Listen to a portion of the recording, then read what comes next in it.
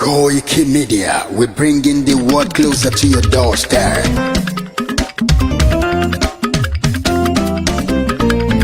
Koikimedia, Koikimedia,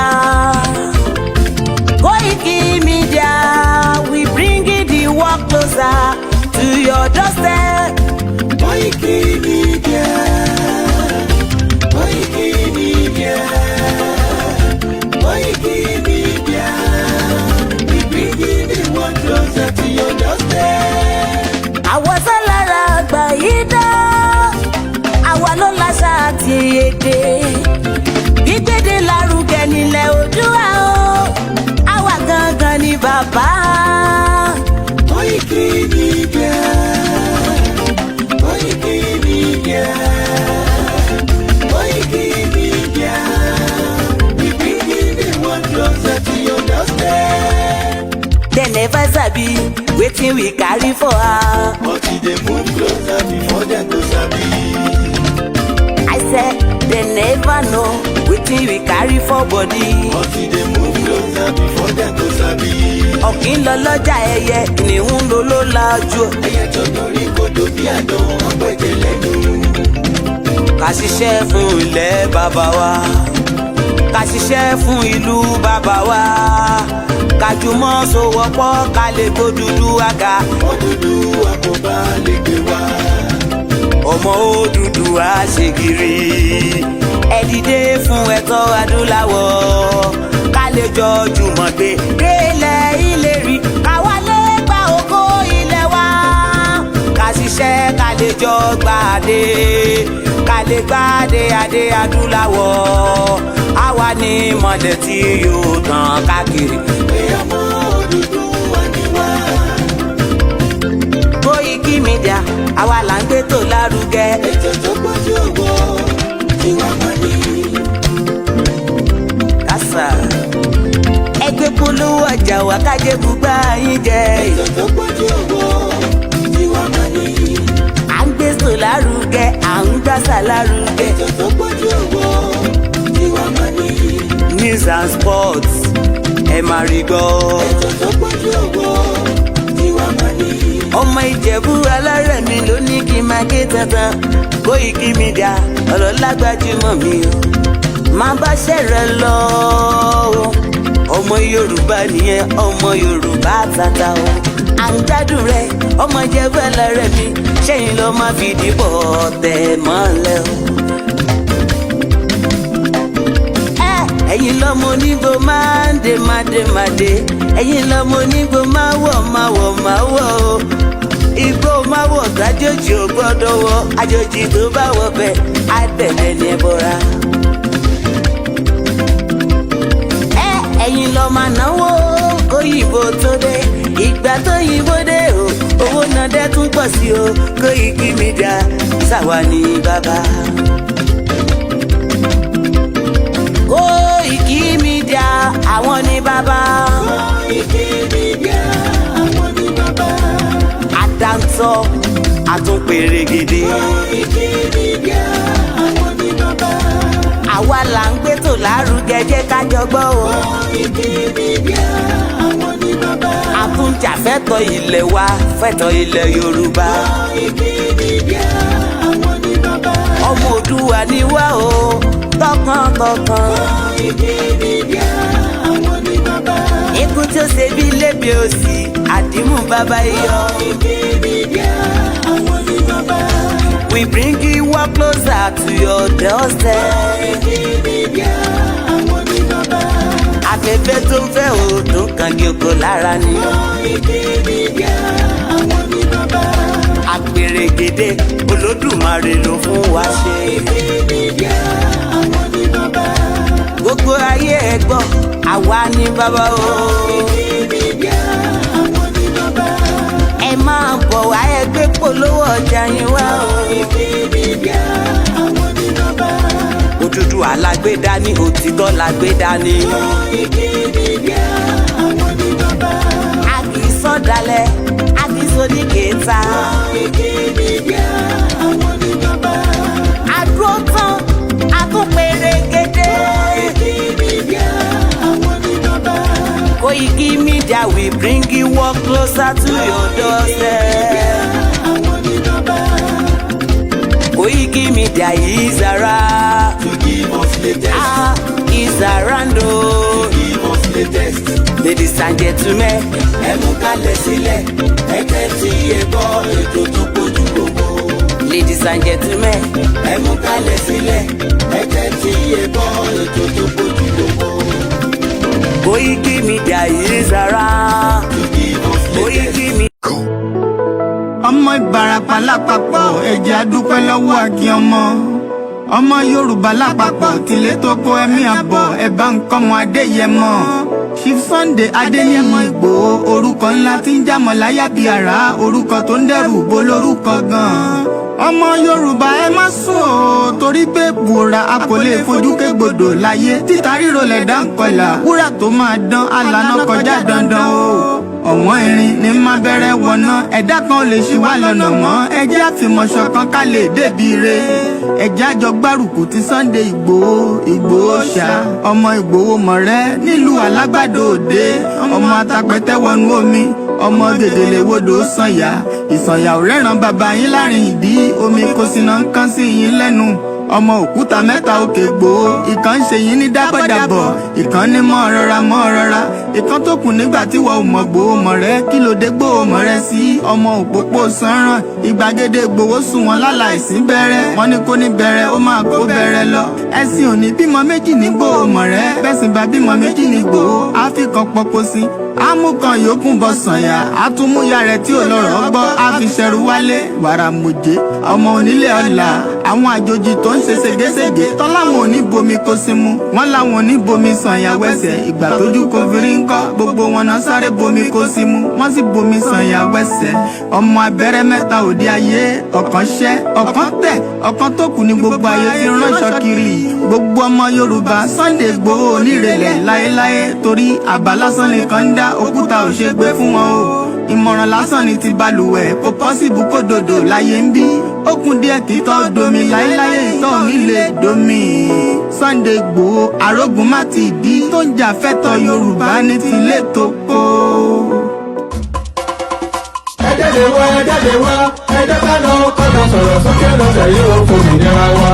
Yorùbá wà lọ̀rọ̀ ikàn pátápátá la ṣe ń lọ gun ẹ̀tàn tantan sétí ọmọ aládé gbogbo nígbàgbọ́ wípé bẹ́ẹ̀ ṣe ń gbọ́ lẹ́yìn náà mọ̀ sọ fún àwọn yòókù kárí ilé kárí oko tí gbogbo wọn sì péjú pésẹ̀ síbi ìwọ́de àlágbá yamuyamu làlújá tó ń bọ̀ lórílẹ̀‐èdè Amẹ́ríkà yìí ti Yorùbá Nation Diaspora Mega Rally in alliance with Yorùbá World Media àti Yorùbá Nation Self-Determination parapọ̀ dọ̀kan ṣàgbékalẹ̀ New York Super Mega Rally ọjọ́ mẹ́ta gbáko ló máa fi wáyé bẹ̀rẹ̀ látọjọ́ ìṣẹ́gun Tuesday ọjọ́ kọkàndínlógún oṣù kẹsàn-án títí di ọjọ́bọ̀ Thursday ọjọ́ kọkànlélógún oṣù kẹsàn-án bákan náà látago 7 òwúrọ̀ títí di agogo 4 ìrọ̀lẹ́ New York Times láti máa péjú pésẹ̀ gbóhùn sókè rárá fáyé gbọ́ wípé ó tó gẹ́ Yorùbá self-determination is our right Yorùbá fẹ́ dá dúró a fẹ́ kúrò lọ́wọ́ ẹ̀tàn a fẹ́ kúrò nínú ìnira orílẹ̀-èdè Nàìjà bá a sì ń rọ gbogbo àwọn èèyàn wa jákèjádò àgbáyé tó ń bọ̀ wá síbi rálì yìí wípé ká pàdé lọ́jọ́rú 20 oṣù kẹsàn-án ní rally location 78 UN General Assembly 405 West 45 Street New York City New York 10017 fún ẹ̀kúnrẹ́rẹ́ àlàyé síwájú sí i tàbí fún ọ̀kan ọ̀jọ̀kan ìbéèrè tẹ́ bá ní ẹ kàn sí wa látòrí èyíkéyìí wẹ́bsáìtì yìí www.megarally.org tàbí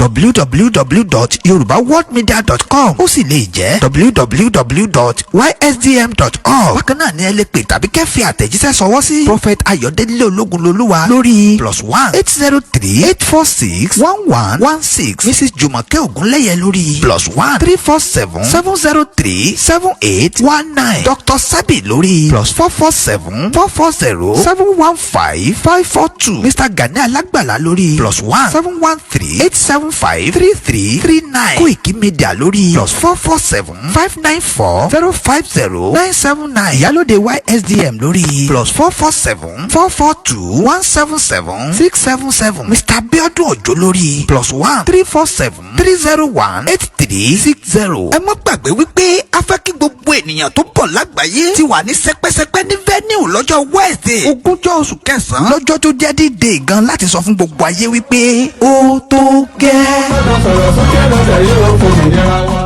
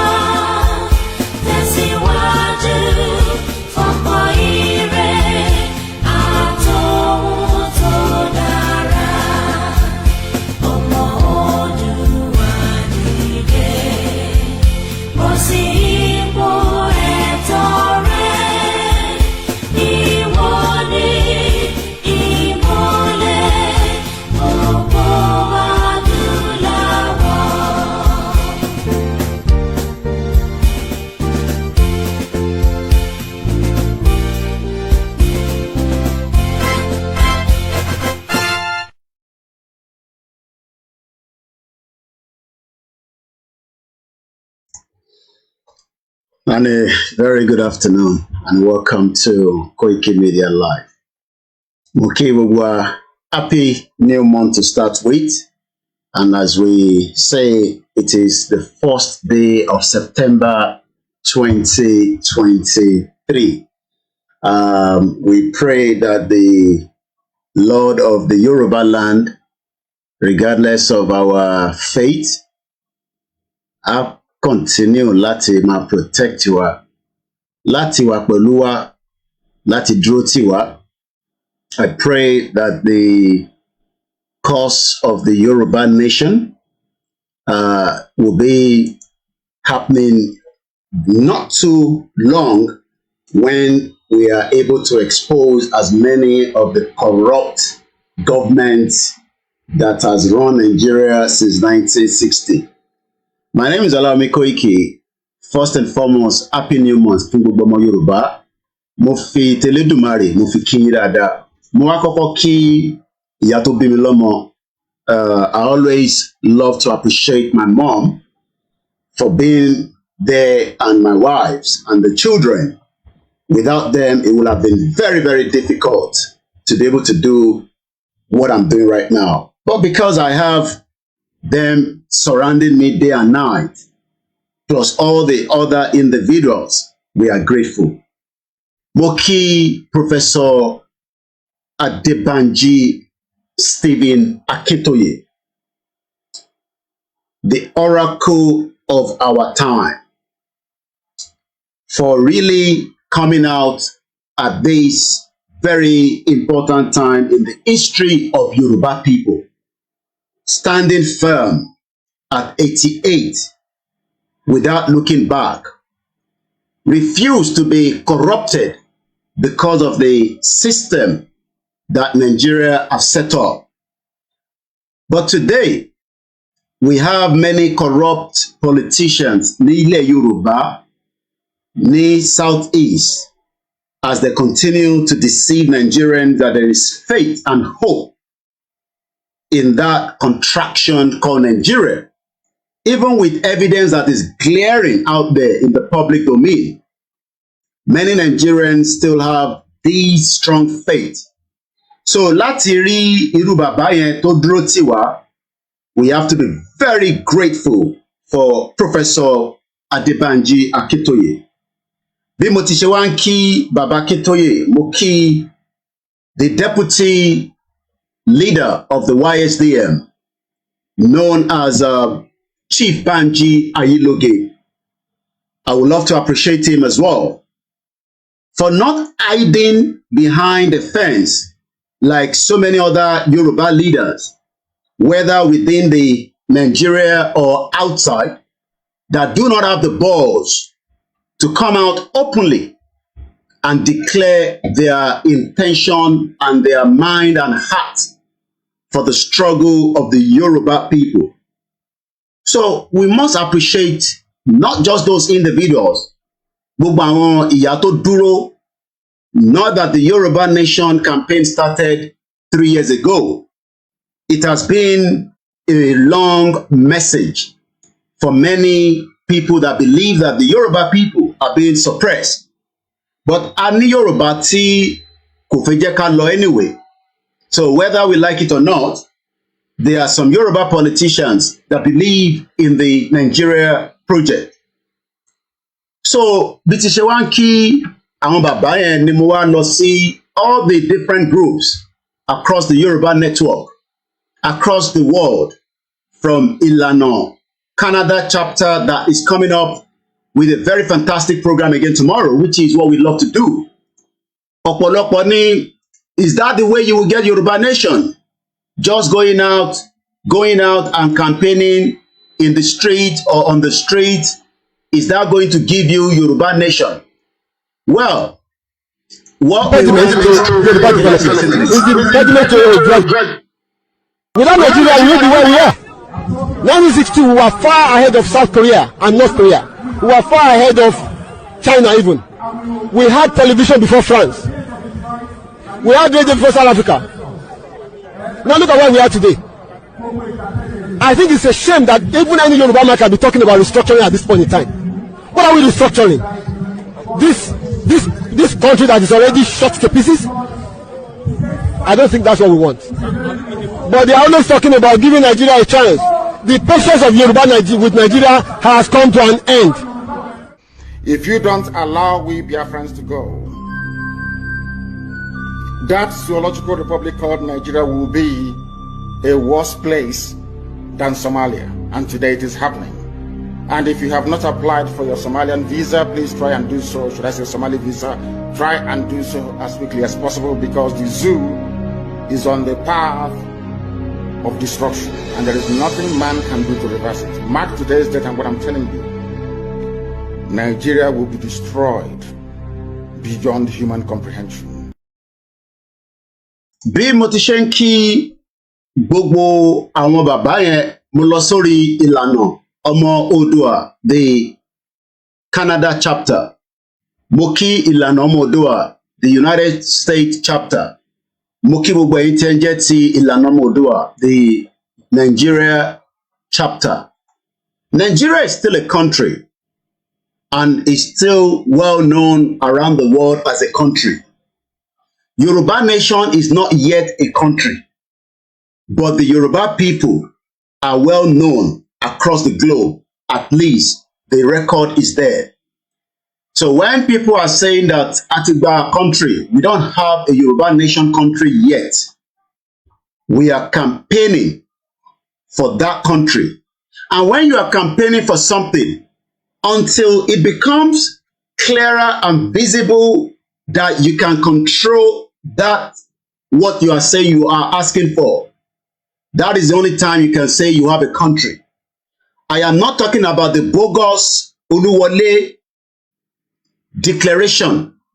I am not talking about the scam 419 declaration. I am not talking about the way that the Nigeria has been operating, because the way the declaration also came is just the same way Nigeria has operated, even the way we know that the corrupt country that we are talking about was part of the husband of that woman. Because the evidence is there that he was a corrupt man as well anyway. His money was not genuine. It was the same entity, in Nigeria.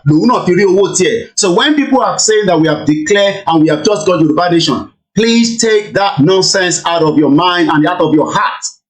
To declare Yoruba nation is a fraud. And the world will just be laughing at you if you are one of those thinking that you have a Yoruba country. When you declare the country, you will take charge of that country with immediate effect, even if it's going to be a pain. 9 months, we have now talked about a woman, Tofe Bimo. So when you look at January, February, March, April, May, June, July, August, September, 9 months. So we will go through the pain, Kato by Yoruba nation. Whether the pain that some of us have to come out every day and we are becoming, white bear as quickly as when the time is not even meant to be. Some of us will lose weight. Some of us will have to do extra work to get the message of the Yoruba nation to many people around the world. So when people are saying, Atiku country, that is nonsensical. Yoruba nation as a country, as far as I, Olayomi Koiki, an international journalist, can confirm to you today. So don't put your mind. But the only way you can put your mind is that, yes, we are asking for something. And that quest cannot be denied. We are not the only one asking for the same thing. There are so many countries today that are not yet country, but they are doing what they call campaign for the quest to self-determination. So we must not stop the campaign that is on the table. The campaign for the Yoruba nation message, it must continue while diplomacy negotiation also continue. But we must have it at the back of our mind that if that is going to be the last resort to get Yoruba nation, whatever will be, is as simple as that. The world is not going to stop, even if that happens. The world continue as there is war in Ukraine and Russia. It has destabilized the whole continent. But that doesn't stop anything from continue to move. So that is why we must appreciate when people that are still ready to put the message out there, like Ilana, Omo Odua, the Canada chapter, Tomagbe message, the love and the Yoruba message to the people of Canada. Not literally that Justin Trudeau that spoke to Bola Ahmed Tinubu would literally accept us as a country, but we must continue to put it in their face that we, the Yoruba people in Canada, we love to live in Canada. We want to work with Canada. We want to do as Canadians are doing, but we do not want that relationship with Canada under the word Nigeria. We want to have a new policy. We want to have our own ways of having a representative where you do not have to be looking for your ambassador in Canada as a Nigerian citizen. Some of you must start to understand that the Yoruba nation is not about the Oluwole declaration. It's about having a system that must set up when the right time comes that will be able to present to Canadian president or prime minister rather, Justin Trudeau, to the other countries around the world with facts and figures that the Yoruba people have the right, just like so many other countries. Most of people, this is the international media. I will be telling you some of what I learned from the DW, which is a German TV station, when they were presenting that message of a bit of documentary between Russia, why Russia is trying to see if it will be able to stand while NATO is expanding. Because CBT Multi-Button saw English. Most people that were speaking English are speaking English, but the real indigenous people in that particular country from Germany, they were all speaking in their language, well, láti wá translated fún wọn. But that is not where we are going. I am just preparing our mind because the images that we are going to discuss today is about the criminal that is now your Minister for Finance, Minister for Budget and Planning, known as Atiku ABUBAKAR Bagudu, is a criminal. But today, the same set of criminal is what Bola Ahmed Tinubu loves so much, just like we saw in Ibori. Ibori was a criminal. He was charged here in UK until he served his sentence, just like Ike Kerimadu. We are waiting on October 2nd for the case of also Deseni, because he has been charged by the National Crime Agency for fraud. But we are going to talk about this 419 that Bola Tinubu loves so much. When there's still so much money, they now become powerful, and people will tell you, go and speak to your representative. This your representative will support you for self-determination. Do you think that somebody like Bagudu, the former Kebbi State governor, will endorse and support the right to self-determination, knowing fully well that according to the information that we are going to share with you that is in the public domain, he stole nothing less than $120 million. That is what we know. Cash out of Nigeria during the time of SANI ABACHA. I was listening to the senior advocate of Nigeria. I will also share that with you today. Mr. Femi Falana. I believe that video was recorded today, or probably, I don't know. But as at the time it was shared with me, it was only 2 hours that they uploaded it. It was all less than 30 minutes. I listened to every part of what he was saying. And what I wanted to say today is almost the same thing that he's also taking. Lori. 5 billion Abacha lending cannot be accounted for. But we are not talking about the 5 billion. We are talking about people that were the courier moving money on behalf of Abacha. Bagudu, Atiku Abubakar was one of them. He's the former governor of Kebbi State for 8 years. He has now also been given a new position by the current dispensation, Bola Ahmed Tinubu, to manage and plan budget. Imagine somebody that stole so much money during Abacha, help Abacha to move Nigerian wealth, is now the same minister under the same APC. Egbekegbe. Mo kí gbogbo wa lẹ́ẹ̀kan sí. We're going to come back to that. Let's first focus again. In Canada tomorrow, gbogbo ọmọ Yoruba, we love to give excuses. I am not going to be available. Èmi busy. Àwọn tí wọ́n fẹ́ lọ ṣe, everybody is busy, okay? Gbogbo wa náà la busy. Kò sẹ́ni tó busy láyé yìí. You must be busy because even if you don't have anything to do, you must just be busy. But amafi àsìkò sílẹ̀ ni. So when they are calling us to come out to showcase why we want Yoruba nation, as it is stated in the flyer in front of us, the Yoruba nation diaspora in Toronto, Canada. This is a month that the world is also going to be gathering in New York. But we must start from tomorrow, where our message of hope to the Canadian citizen that the Yoruba people, as well as many other countries, also want to have their own independence. Whether Bola Tinubu government is still working with Nigeria, they will continue to work because Nigeria is still what? A country. Illusion in Nigeria. So tẹ́ bá ń rò pé Nigeria kò ṣe country tí any country around the world is going to work, going to work with, they will work with them. Because Nigeria is a country, according to the United Nations.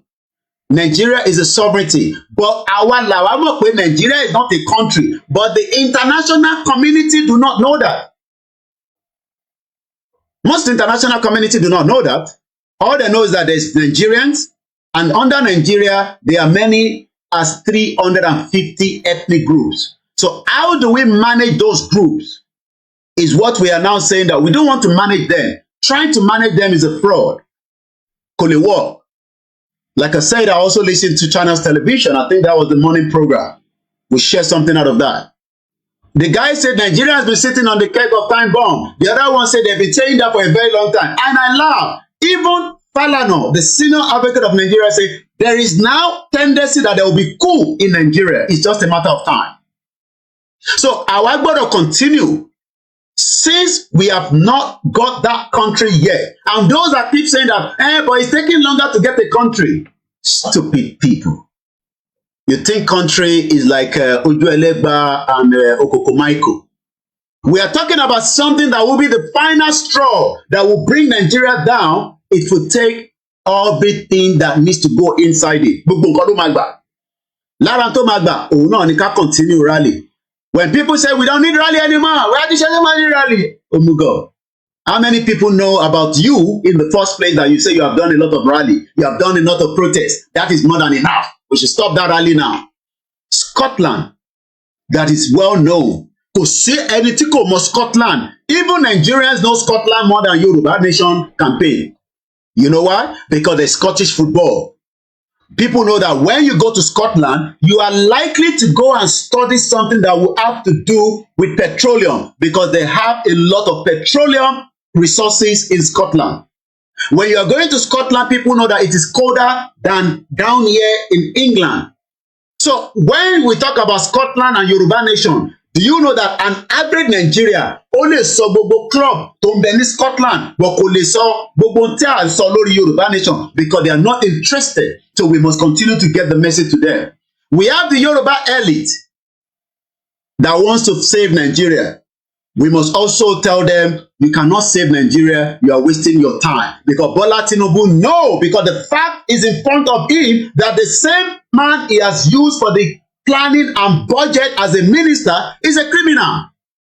But Bola Tinubu gbójú kúrò nítorí pé they are all the same set of corrupt politicians that wants to continue to operate in Nigeria so that me and you will then go and be licking their ass. So tomorrow at 10 o'clock, I'm sure some of you that lives in Canada, Toronto, knows this particular square. Just like we have them, we have Times Square. I think we have Tinubu Square as well. But I'm sure if you go there now, it's as rubbish, as nonsense as anything else. Where, according to the report this morning, 3,000 Nigerian children have been sexually molested in Lagos State. 3,000. So tomorrow, September 2nd, 2023, you have all been told to come out with your religa, these Yoruba Nation outfits. Whatever you have, flags, bring it out. Just for a few hours. Let the message campaign continue. Yoruba Nation, stupid people that doesn't understand what it takes. So that by the time Tabate Nafe Daru Nisale, yes, I think I saw them at that square when they were coming out for campaign. Yes, they have the right. Then that is when Oyibo people will support you. They are not going to support you because we have not gone and tell them. I am not talking about their government because Justin Trudeau, as far as we are concerned, wants to work with Bola Tinubu, that criminal government that you think is going to save you. Because if it's not a criminal government, we should not have Bagudu as part of his government official. So whenever there's a criminal in the government, it also means that every part of that government is a criminal. Because Bagudu's story is already out in the public domain, yet Bola Tinubu have used him as a minister for budget and planning. The question is, these are the kind of people that wants to control Nigeria. I'm talking about ABACHA Atiku. Even ABACHA Atiku, nisi, we are still collecting money as ATM from ABACHA. $5 billion. Nobody can account for it. Malami, the Olori Buruku bomb bastard. Only God knows how much money was distributed to him as well. Everybody was just taking their own cake. Since Nigeria is a national cake, and we are looking up to them because some of you want to be their personal aid because you know that you will be able to make it out as well. But tomorrow, if you can make it out tomorrow, please do so. That is on that. Then this month, our campaign for the Yoruba nation kicks up again from New York. It's a very, very important month where the whole world that do not respect each other. If you think that they respect each other, you think America respect Russia, you think China respect UK, they don't love each other, but this month, they will all be forced to sit together. They must give them pass to attend. What gbọ́dọ̀ fún wọn láyè? America is the one paying the bigger share of United Nations. America ló ń sanwó tó pọ̀ jù síbẹ̀, but kò lè decline any country tó disagree pẹ̀lú. So that means pé ẹgbọ́ àwọn tó ń lọ fún United Nations General Assembly àti ìlú America láìkó àti tó láìkó wọ́n máa wà níbẹ̀, especially Russia. NATO, from what I was watching in terms of documentary, says they can defeat Russia, but they cannot defeat them under the water or blue water. Russia has what it takes to destroy as many of those countries as quickly as possible. Even me and you, we are likely to also be vaporized. And I'm not joking. Let me repeat that again. NATO, from what we have been told, together can easily push and defeat Russia, but under the water, what to be? And they are asking whether Putin can press that button. The answer is yes. Putin is ready to press that button so that every one of us go to hell or go to heaven as quickly as possible. Which one ever you want to believe in. Because I don't believe in any of those two. Whether you want to go to heaven is up to you. Whether you want to go to hell. There is already hellfire in Nigeria that we must stop so that we can now think of the one at the other side. Many Nigerians think about the heaven and the hellfire, but they are not talking about the real one. So Russia, from that documentary that I watched, I'll share that with you later on in the course of the program, is ready to also press the button. So tí pressure bá pọ̀ jù, tí NATO bá ṣe more than what they want to do to pressurize Russia, Russia will destroy as many parts of the world and everybody will go bye-bye, boom, au revoir, and that will be the end of it. So this month, they will all have to sit together. Yes, when Israel wants to talk, Palestine people will stand up and walk away, and that's the only thing they can do. So when Russia wants to talk, America and UK delegate can walk out. But every one of them, they go attend there. So that is why they are telling us also that àwa ọmọ Yorùbá náà, ẹ̀yin náà ẹ máa bọ̀, ká lè sọ fún wọn pé àwa náà, we are here. Don't think that they don't see you and they don't notice you. Every rally that we have attended and we have done in UK is documented. I know that because the police officer will come to us and say, excuse me, who is the organizer of this protest? How many people are you expecting? I said, my name is Olami Koiki. Yes, I am one of those. Yeah, I leave my details. Some of you cannot leave your details because you are scared.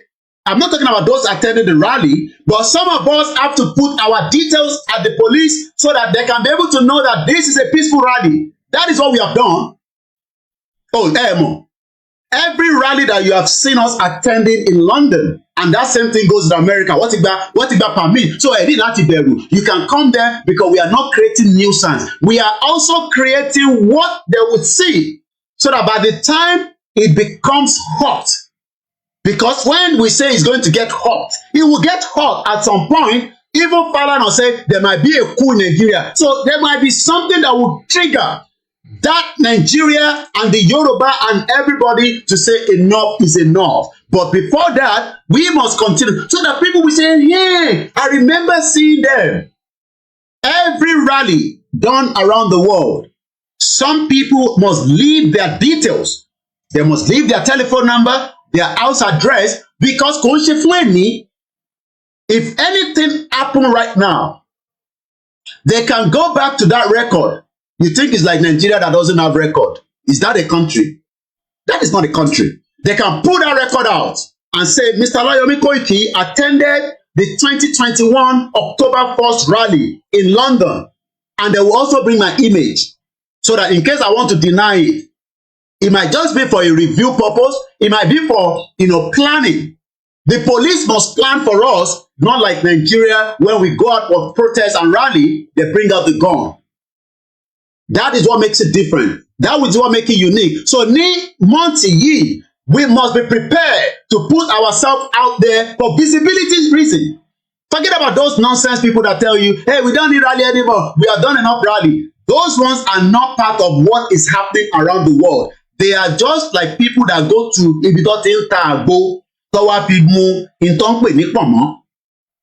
We are talking to intelligent people that says that we don't want a war, but we can push and push and push for diplomacy. And if you want a diplomacy, you must first start with the United Nations. Not that they're going to give you a country, but the visibility must be there. We must be able to showcase that the Yoruba nation struggle has nothing to do with this criminal government. You can see the two of them. That is a criminal government because Bagudu stole $120 million cash that I will be able to read from the international consortium journalists that put the information out. So this is what makes us different. This is what makes the Yoruba different when we say, Nijao, but àwọn Yoruba have ọpọlọ. So ọpọlọ yẹn ẹ gbọ́dọ̀ gbé jáde again this month. So I know we are all busy people. We have families, we have this. But let us plan for those days. And let's listen to this. When we come back, we will start the full program that we are discussing this afternoon. And in the first of the month of September 2023. My name is Olayomi Koiki. And the time now is just coming up to 17:26 for record purpose, because the future generation will at least know that we stood against these corrupt politicians.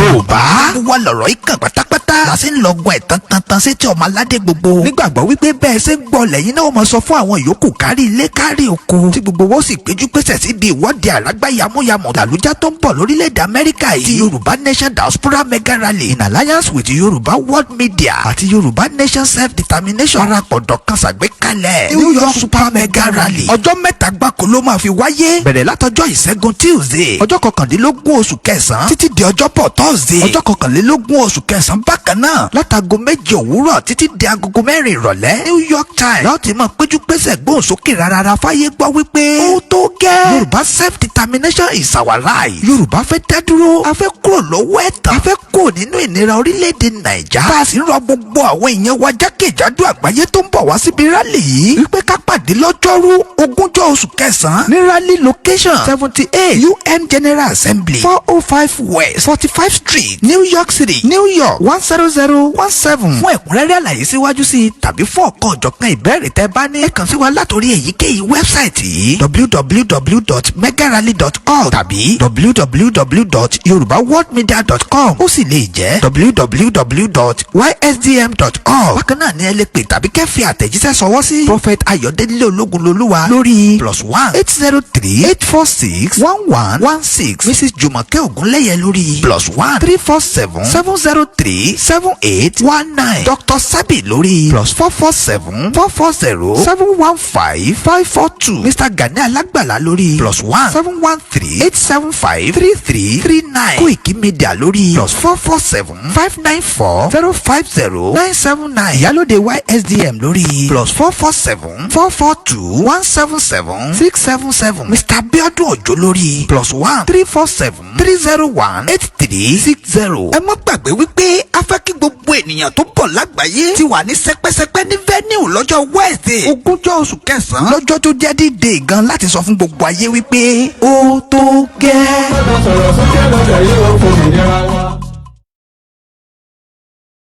And we're back again. Moki Gbogbo from all the platform, watching all the way in Russia, watching in Canada, Yoruba. I say shout out to you, and let's go straight into the conversation. This is how the ministerial screening that started some few weeks ago, about 3 weeks precisely. Let's start with this. Distinguished colleagues, we have before us the distinguished Senator ABUBAKAR Atiku Bagudu, immediate past governor of Kebbi State. Your Excellency, welcome to the Senate of the Federal Republic of Nigeria. I mean, if you can give us a summarized version of your resume, and then with your colleagues, will now have the opportunity of asking you to enjoy your privilege. Thank you.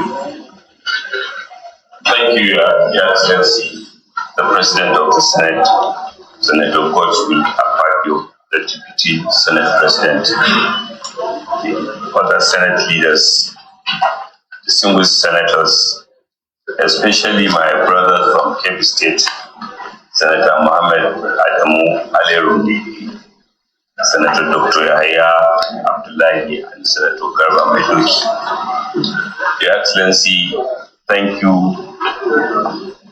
for varying your rules to stay longer hours in order to have confirmation hearings as requested by Mr. President. Today I was followed here to support me by the Kebbi State Governor, Dr. Nasiru Idris, who has been with me since 8 a.m. and thank you for allowing him into the chambers. Equally, the National Organizing Secretary of our party, Suleiman Muhammad Argun, as well as other leading supporters from Kebbi. Your Excellency, as you have rightly introduced, my name is ABUBAKAR Bagudu, the immediate past governor of Kebbi State, 2 terms governor of Kebbi State. Before then, I was a member of this hallowed chamber, the 7th Senate. You can hear that these are the same criminals. Before he was a governor for 8 years, he has already been a senator during the 7th Senate at number 9. So you can see that it is all going like in, out, in, out. Otiwa ni senator at the 7th Senate. Koto di pe Otiwa di governor. So you can see that they are not ready to go as a Otoshetoni governor. What if you senator is already, sorry, what if you minister. By the time to be minister, he would come back to also be a senator again. By the time he finished the ministerial position, he might also be looking to become the Nigerian president. You don't even know. Because he's not that old yet. And as far as Nigeria remains, he has the right to become your next president. And there's nothing any one of you can do. Is this the kind of Nigeria that we want? Is this the kind of Nigeria that we want, that this Atiku Bagudu, a former senator at the 7th Senate, and also a former governor 2 terms, that we now can confirm? We'll come back to that video. According to the report by International Consortium of Investigative Journalists, he is a criminal. He is a criminal that Bola Tinubu knows. is a criminal that every Nigerian knows, especially the same elite. This is also coming from some of the reports on the ground, as you can see in this headline from Sahara Reporter. Sahara Reporter is telling us how Tinubu Ministerial nominee, a former governor Atiku Abubakar Bagudu, not the one that contests for president. This one is the one where you can see his face right there. These are the people that will make you to remain in Nigeria.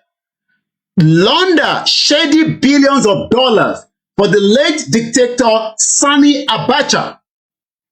Let's look at another article. Business Day Nigeria. Bagudu becomes minister amidst a U.S. asset probe. According to Vanguard, who is afraid of Bagudu? Because he's a criminal. Nobody's afraid of him. If they're afraid of him in Nigeria, koikimedia is not afraid of him. This is a criminal man that is now part of Bola Tinubu government. Not that Bola Tinubu doesn't know. He knows. But what is he going to do when part of the money that Bagudu have stolen? According to the Guardian, Nigeria, Bagudu, every one of them knows Bagudu. Let's go back again and listen to when he was being screened before the lawmakers. All the lawmakers and Akpabio, they are all criminals. And earlier than that, I served 2 years from 2010 to 2011 as member of the 6th Senate. So he's not just the member of Senate in the 7th, he was also during the 6th Senate. So when you now calculate Bobo time Totilu in government, you realize that there's nothing wrong for people to be in government for a very long time. But we are not expecting people of this caliber to be in government because they are criminals. Otiwa nínú government in this city, by the time you work out 8 years and another 8 years is 16 years. That means another 4 years. That means 20 years. He has been in government for 2 decades, 20 years. But before he became that man, he was moving money in large amount for SANI ABACHA, the criminal. So let's read quickly. You will see that I've opened up this Google. All these companies that I'm going to mention today is based on the information that is being in the public domain at the law firm and also a trust group that helped Bagudu to move that money. One of them is here in London called Farah and Co. Farah and Co name was mentioned. They are in legal, they do legal services. They are based here in London according to the address that I have here, WC2A3LH. There is also a company or a trustee called Asia City Trust. Asia City Trust is an international financial company established in Hong Kong with operation in Asia, the Americas, and the Pacific. Its services revolve around corporate service, like helping people to move money, like Bagudu. So when you hear Nigerians saying, we will save Nigeria, we will make Nigeria to work, we do not have the kind of money that Bagudu have. Hey, Bagudu has so much money that he can turn things around in however direction he wants. Shout out to those of you on our Mix LR. Shout out to those of you on the Twitter space and those of you on Twitter. Again, these two, their names will be mentioned. I just want you to be aware of it. The one in London, the other one is like a financial company. Kini financial company, they help to move money. So when we are here talking that Nigeria is not working and it can never work, the reason is because this evidence indicates that Nigeria will remain in that bracket of a corrupt country. Let's now read quickly. according to the International Consortium of Investigative Journalists. What do we know and what have they said about Atiku Abubakar? And this was inside the Pandora paper of 2021. Nigerian president appoints a new minister accused of helping a former dictator launder looted billions of dollars. The new minister, ABUBAKAR Atiku Bagudu, whose offshore dealings were detailed in the Pandora paper, is a former ally of a Nigerian dictator and a notorious looter, late SANI ABACHA. This was put together by Mika Reddy. Let's continue. And this article came out on the 29th of August 2023, which was just last month. I pity many Nigerians that are trying to save Nigeria while your money is being looted since the days of Abacha. Nigerian president is facing a storm of media criticism after choosing a new budget minister accused of helping former dictator SANI ABACHA loot billions of dollars from the country. ABUBAKAR Atiku Bagudu, the former governor of Kebbi State, the two-time senator from the 6th Senate Assembly and the 7th, who is currently the Minister for Budget and Planning, served as a state governor and a senator, was confirmed as a new minister in the Nigerian President Bola Tinubu's government last week, despite having played an instrumental role in Abacha plunder of the country from 1993 to 1998. These were criminals that had so much money, and all they did was transform from that corrupt system into what we now call the democracy that some of you say they are playing today. They have stolen so much money that you will not be able to compete with them even in the next 30 years. We are talking about dollar here. And you can tell that Atiku Bagudu is just one of them. And that is his face behind me and in front of you right there. We'll come back to that again.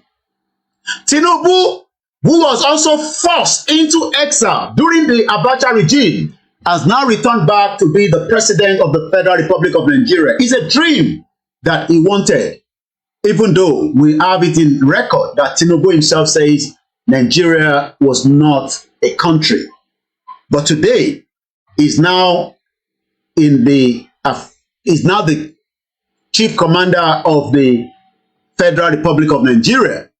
But while Tinubu was in exile for so many years, Tinubu was in exile, especially here in London, where he was living with the kind of what we called humanitarian or whatever arrangement between the UK government and Tinubu. I don't know whether he has the document prior before coming to UK, but we know that UK was one way working under behind the scene with Abacha, but on the other side also supporting as many people that ran away during the Abacha era. So Tinubu also left Nigeria just as Abacha was looking to kill him. Tinubu, who was forced into the exile during Abacha regime, during the Abacha reign rather, assumed the presidency earlier this year in again what is known as a disputed election after a campaign during which he promised to rid Nigeria of the menace of corruption, and whereas corruption is smelling around Tinubu himself. Despite Bagudu's alleged role in the Abacha regime corruption, because while Tinubu was in exile, Bagudu was in Nigeria helping Abacha to move money, because they are all the same clan.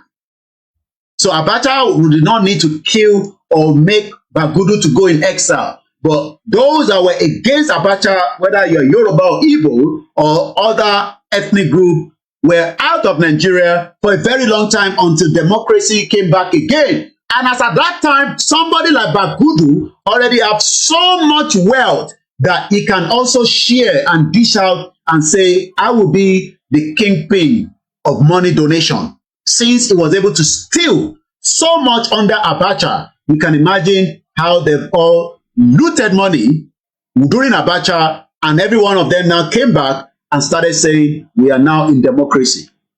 So when Nigerians say we are in democracy, I laugh. You are in a democracy where money has been stolen out of the country for a very long time. Tinubu became political allies following the formation of the All Progressive Congress Party 2 years before 2015 election. What do we know so far? In a complaint from the year, the DOG accused Abacha, Bagudu, and other associates of systematically embezzling billions of dollars, not naira. Billions of dollars were embezzled, as we can confirm, of public funds. These are not their business money. These are money from Nigeria, sales of crude oil, sales of whatever we were selling, tax. So while all this money that should have built the Nigeria of our dream, they were actually looting it outside Nigeria. Embezzling billions of dollars of the public funds from Nigeria in the 90s. I'm sure some of you were not born. And those that are born know that Nigeria was almost a great country prior before the looting and the corruption and our dollar was destroyed. Today is almost $900 to 1 naira. The pound still 1,080, if I'm right, to 1 pound. So siphoning the money out of the country by a network of offshore companies. What do we know? Over the past decade, the DOG, citing its jurisdiction over the U.S. banking system used in the alleged illegal transfer, has tried to seize some of these offshore assets held in trust for Bagudu Atiku, the former governor of Kebbi State and the present Minister of Budget and Planning under Bola Ahmed Tinubu administration, and his family under what the U.S. call its kleptocracy asset recovery initiative. The U.S. program has received limited help from Nigeria. They are not going to get help from Nigeria because Nigeria is a corrupt country. So if you think that Nigeria is going to help the U.S. to trace money from assets, they are not going to do so.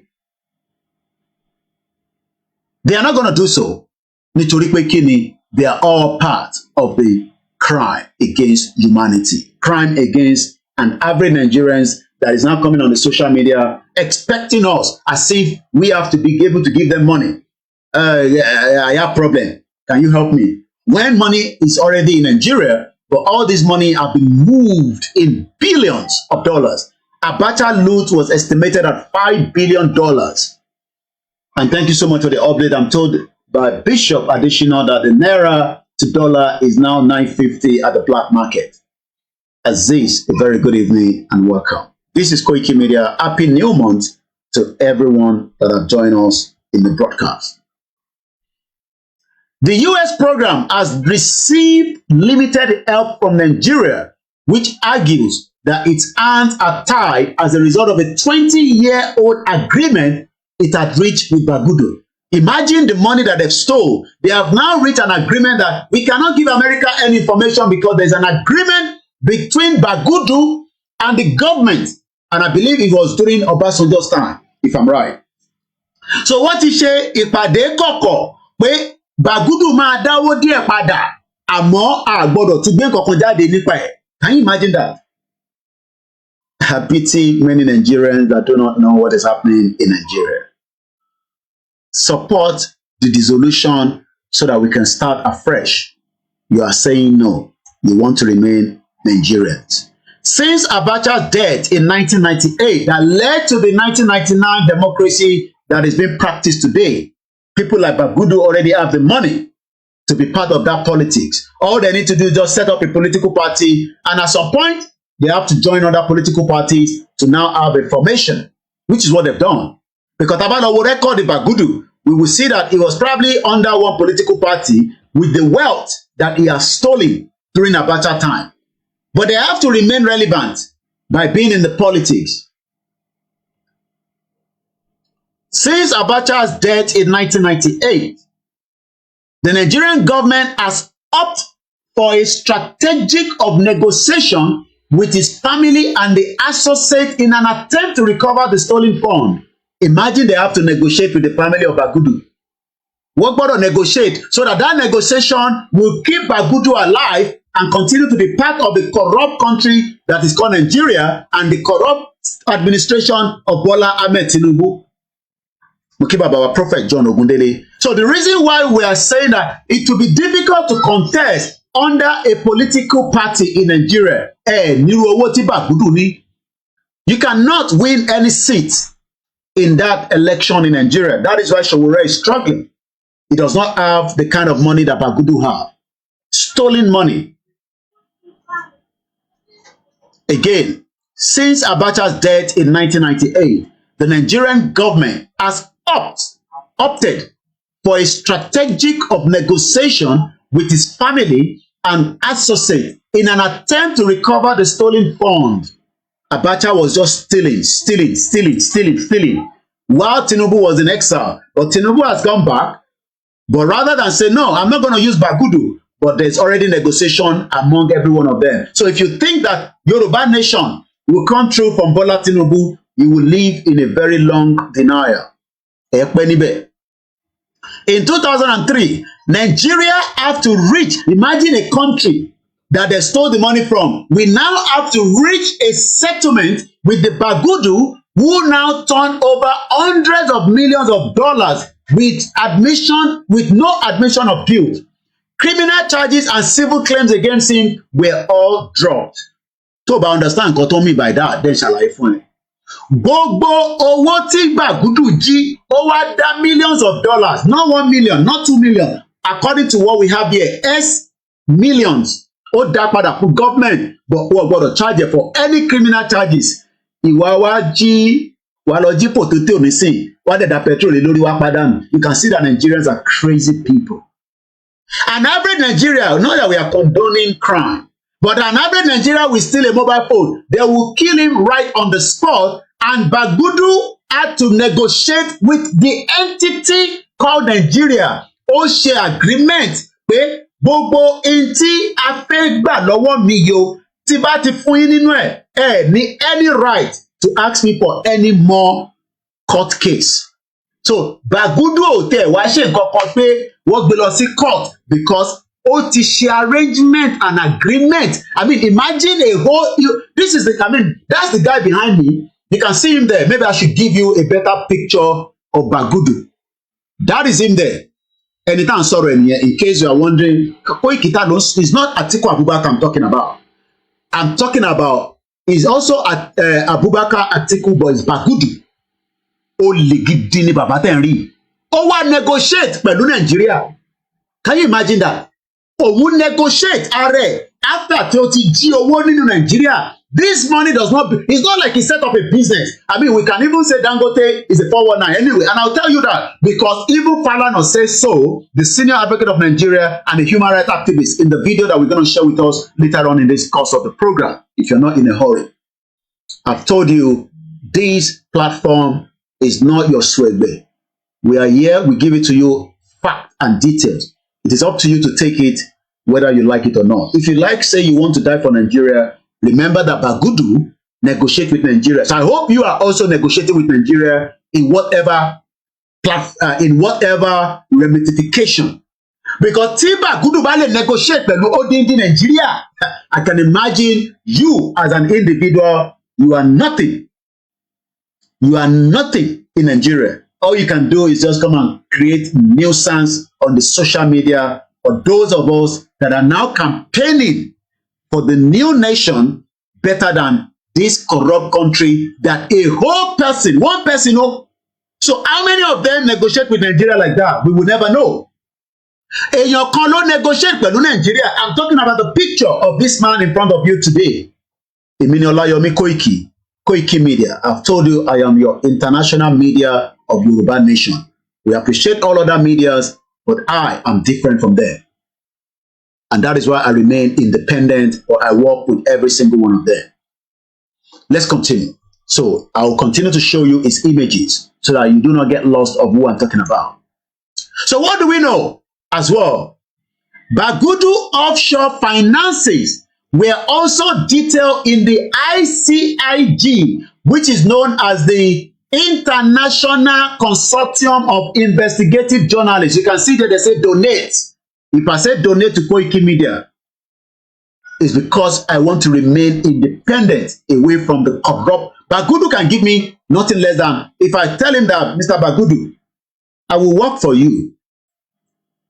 I will remain loyal to you. I will serve you. I can even do anything you want me to do.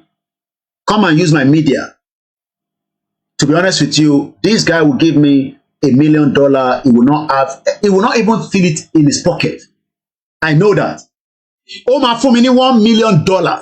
But is it worth it?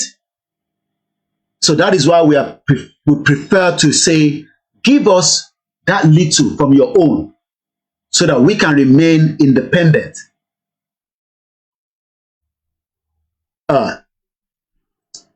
Any violation warning. If your life is flagged for personal information repeated, get out this TikTok. Bomb bastard. What is violation? You didn't even money number, maybe I'm going to bring it back to my face. Thank you so much, those of you that also say, yes, of course, you are a standout. I do not bring any other media down. But like I said, when it comes to international, none of them can beat me to it. Let's continue. Bagudu offshore, and the reason why I'm showing you TikTok so that you can have an idea of what I'm talking about. That is why I have to, if not, I will have to bring it back to my face and you'll only be seeing my face. So I hope that message doesn't pop up again on the TikTok. Let's continue quickly. Bagudu offshore finances were also detailed in the International Consortium of Investigative Journalists in 2021, which is just 2 years ago, in what we call the Pandora Paper investigation, which revealed Bagudu was a client to this organization that I just told you, called Farah and Co. And when you are in the UK, in London. Also, Asia City Trust that I talked about as well. But let's go further. Bagudu was a client of Farah and Co., the elite London law firm. Elite is a standard. It's not for me and you. You must be that elite club. You can be elite if you are working hard and you have the money, but we want to also have a middle class that a country can work with and make sure that your life is okay. But that is not happening in Nigeria today. That is the reason why we are campaigning for Yoruba Nation, because people like Bagudu do not want the kind of country that we want. Odini is a criminal. Let's go further. The elite London law firm used by the British royal family, the same company, the same law firm, you know, reporting by the media partners, including Nigerian Premium Times and The Guardian, show how from 2010, Farah and Co. in your company, they are based in London. Even the royal family were told use them. So that means that their price tag will be very, very expensive if you're going to use them. Help Bagudu, not only Bagudu, the reason why I keep mentioning his state and he's a minister under Tinubu, so that you do not mix him with Atiku ABUBAKAR. Not that that one is okay as well, but we're talking about one person here, and I want to be clear about the person I'm discussing. So it was not just Bagudu, even his brother were all helped by the Farah and Co., a law firm in London. Ibrahim Bagudu transferred 98 million euros. You will never see euro in your life, those of you in Nigeria. If you travel, you will see it. But euro, to the tune of 98 million, was transferred, about 120 million at the time, in cash and security from an offshore trust registered in the British Virgin Islands to a complex trust structure known as the Blue Group, registered in Singapore. You can see how they were moving the money. So they were moving the money until nobody knows where the money is. And that is what criminal does. Also, Farah and Co. used the services of a Singaporean trust company called Asia City Trust Group Limited, which is this one that I talked about. This one was founded on the 7th of July 1978. What is their job? Helping criminals from Africa like Nigeria and then move money that nobody knows where the money is. That is why ABUBAKAR Atiku Bagudu, the former governor of Kebbi State, a two-term senator from 6th and the 7th sitting, the current minister of budget and planning under this government of Bola Ahmed Tinubu, were moving money that nobody will be able to trace. So you can see again that they moved the money from the British Virgin Island. And if you don't know what the British Virgin Island is, let me just show you what it looks like. So this is the British Virgin Island, okay? Some of you will never be able to go there, especially if you're Nigerians and you don't have the right visa. The British Virgin Island, part of a volcanic archipelago in the Caribbean, is a British overseas territory comprising 4 main islands and many smaller ones. It is known for its reef line and also where people keep money, and also its yachting destination, those that stole money, just like Aluko. The largest island is Totalo, is the home to the capital, Road Town and Rainforest Field Sad Mountain National Park. On the Virgin Gorda Island is the Bath. All this one, their government is parliamentary system. Let's see what is their population, where they were moving our money to. The whole population of that island is 31 million. And somebody will say, we don't need Yoruba nation, we can remain in Nigeria. And where money is going is that British Virgin Island. They are moving money there to a country that is less than 32 million as of 2021. But today, many people do not want us to go out of Nigeria because they can continue to steal money to that Virgin Island. Now, let's say tax haven. It's called the tax haven. The Council of the European Union has placed the British Virgin Island, BVI, on its blacklist of a non-cooperative jurisdiction for the tax purposes. The British Overseas Territory has been named as a tax haven for its failure to meet OECD requirement on transparency, so that we know that it is Atiku Abubakar Bagudu that put money there. And I'm talking about this man, okay, in case you're wondering which one. Once again, my name is Alami Koiki. This is Koikimedia, bringing the world closer to your doorstep, as we are now discussing how Atiku Abubakar Bagudu, the Minister of Budget and Planning under President Bola Ahmed Tinubu, stole so much money with his brother and the family that they had to negotiate with Nigerian government so that they do not pay that money back after dishing out of that money to the federal government. So when they talk about the tax haven, let's look at what the news are talking about. European countries, EU, blacklisted Russia, British Virgin Island as a tax haven as of this year, 14th of February, according to the Political EU. You can see the headline. With new entry roster now comprises. The reason why you are not hearing this a lot in Nigeria is because you're corrupt, not every one of them, media do not want to talk about it. They're scared. Some of them do. European Union Finance Minister on Tuesday, February 2023, slapped the British Virgin Island, Costa Rica, Marshall Island, and Russia on the block of blacklist for tax haven. They have now updated the roster, now holds 16 countries with the new entrants as part of the European Union effort to name people like Bagudu and shame people like them in Nigeria, foreign nation that says it helps facilitate services that allow companies and wealthy people to avoid paying tax. People like Atiku Abubakar Bagudu, the former governor of Kebbi State, is one of them. It was moving money to British Virgin Island. We are still on the British Virgin Island. Let's come back again to them. So you can see, even up to 2 weeks ago, revealed the huge scale of offshore company and property holdings. Ibẹ̀ ló ń lọ láti lọ tọ́jú owó pamọ́ sí, so that you cannot be able to trace those money. Even Router told us the same thing 10th of February 2023. EU added British tax haven. And when we are here saying that, let us leave this country called Nigeria, some of you say, no, let's remain in Nigeria because Nigeria is great for every one of us. And you can see the beautiful British Virgin Island, very expensive, you can tell. A lot of you will not be able to go there, okay? Because you don't have the kind of money.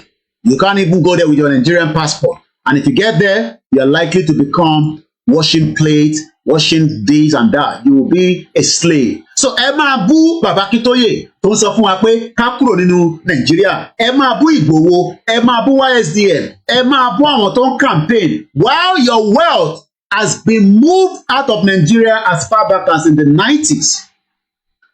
Let's continue with that article. So we know now that British Virgin Island that I've shown you, I've explained to you, is one out of so many that have been used for tax haven. Our elite know all this, but they are waiting and they keep talking and talking and talking, just like they love to talk, like you can tell from this next video that I'm going to share with us as part of what I have listened to that will be of benefit. Let's listen to this. I do not own the copyright of this video. This is Channels Television, and this is one day ago when these two individuals, one campaigning for Atiku, one campaigning for this government, all they do is they just sit down there, talk, and everybody knows this talk is not going to save Nigeria, apart from many Nigerians will continue to live in abject poverty. Let's look at it. This is Moakwe, a beautiful sister there. She's only doing her job. Let's talk about it. These are the 8-point agenda of Bola Tinubu, as we can read there: food security, ending poverty. Let's listen to her. Currently struggling. We know that fuel subsidy has been taken out. Inflation is on the increase, and so many things are currently happening. And people are wondering, how do we expect the ministers? What are some of the key indicators? One of those ministers is Bagudu. I'm sure you know that. He's a criminal. That we'll be looking at here to know if the ministers are on track, excuse me, to deliver on the president's mandate of this 8-point agenda. Well, I have with me this morning two gentlemen, Mr. Anthony. These two gentlemen are still part of the Project Nigeria. One is APC, one is PDP. And when we are saying that we should go, these two, you will see their argument right now. I'm going to stand up for a few minutes, but let's continue to enjoy it. I'm coming back.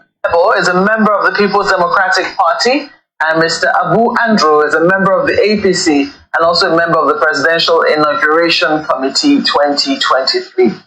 Well, this is what your party, as I said, the government now being run by your party, has come up with, an 8-point agenda. And some people are saying, okay, we're looking at it, it doesn't look any different from what we've seen in the past. Precisely what is going to be new about this in terms of how they're going to be achieving this?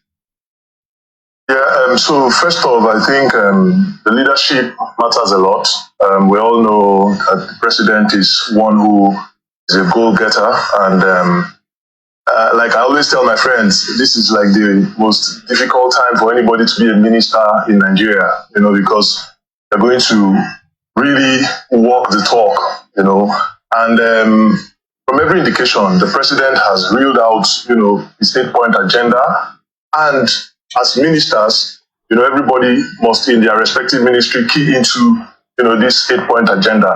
Yeah, we all know the situation we are in Nigeria today, and of course, it's obvious that it's going to be a very difficult job, for the ministers. But once we have the right leadership, and I'm very optimistic that it is going to work, for the good of Nigeria.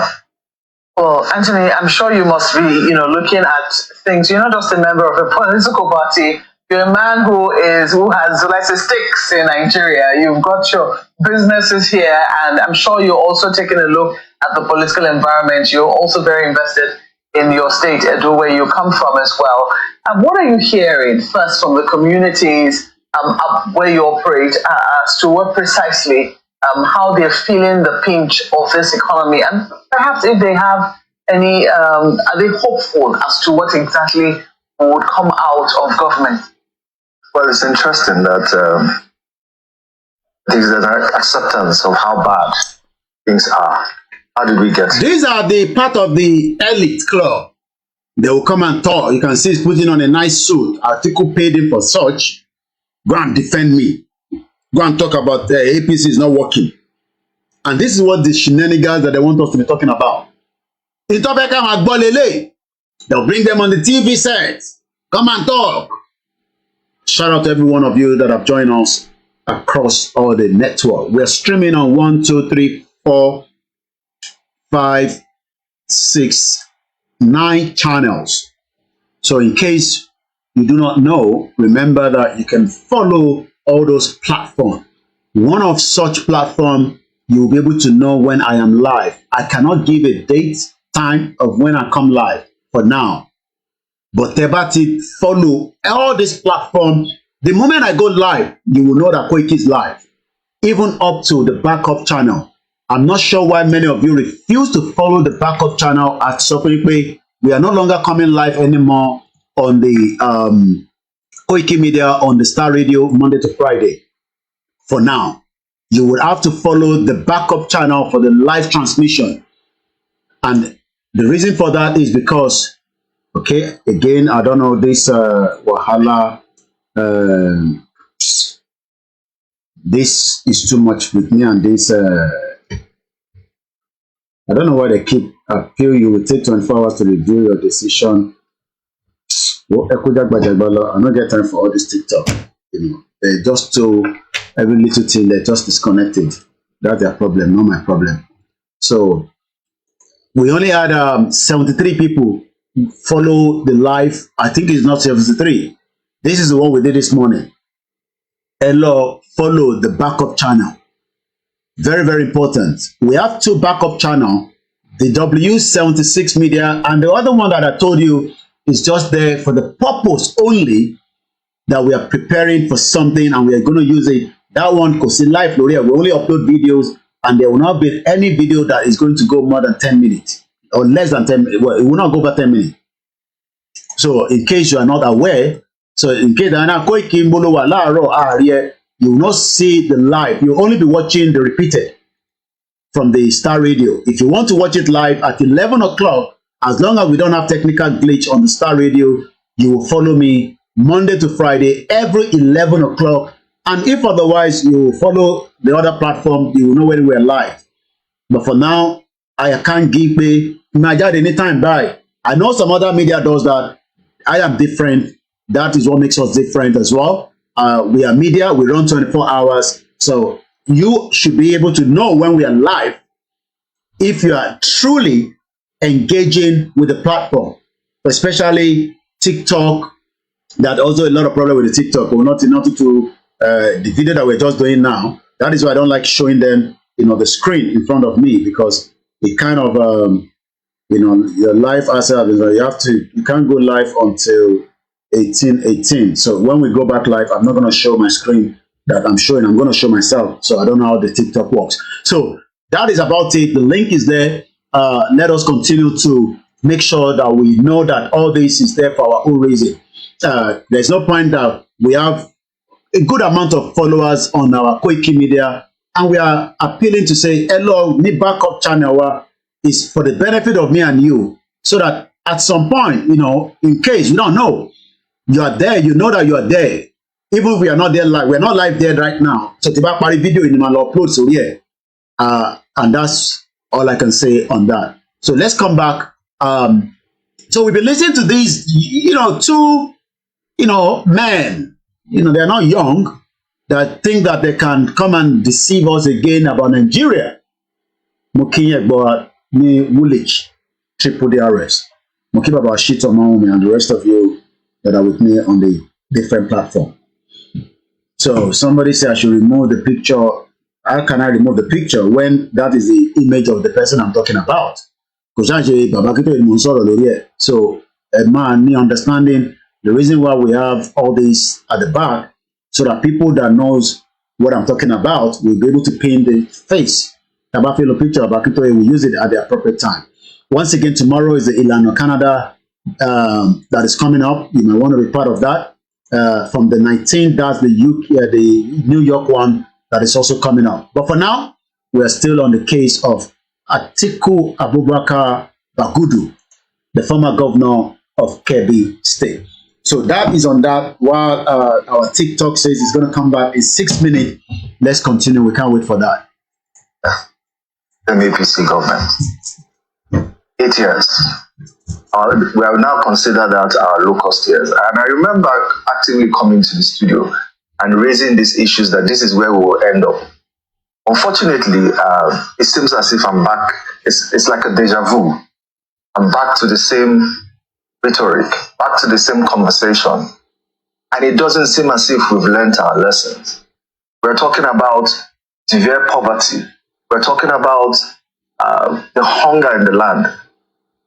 The way and manner this government started from the first day from Eagle Square, announcing removal of subsidy without a plan. There's an 8-point agenda which we don't even know the how. You know, we have to have leaders who are sympathetic to Nigerians. I'm using sympathy, not even empathy. These are all the lies. We're beyond empathy. He's talking as if when PDP were there for 16 years, what difference did it make in the lives of many Nigerians? In terms of, I don't want to go too much and bore you with it. Let me move swiftly. I picked something from about 7 minutes. So let's watch from here. Of course, we have someone we see as the president, and we need him to lead by example, not appointing 43 ministers. One of that minister, in case you don't know, is a criminal. His name is Atiku Abubakar Bagudu, the former governor of Kebbi State. He was a 2-time senator. He was a criminal that moved money on behalf of ABACHA, that even though to full government, I will negotiate. Imagine, he has the power to negotiate with the government. That is how powerful some of these bastards are. Very, very powerful. So at about 7:50, I want to hear something that I picked up from this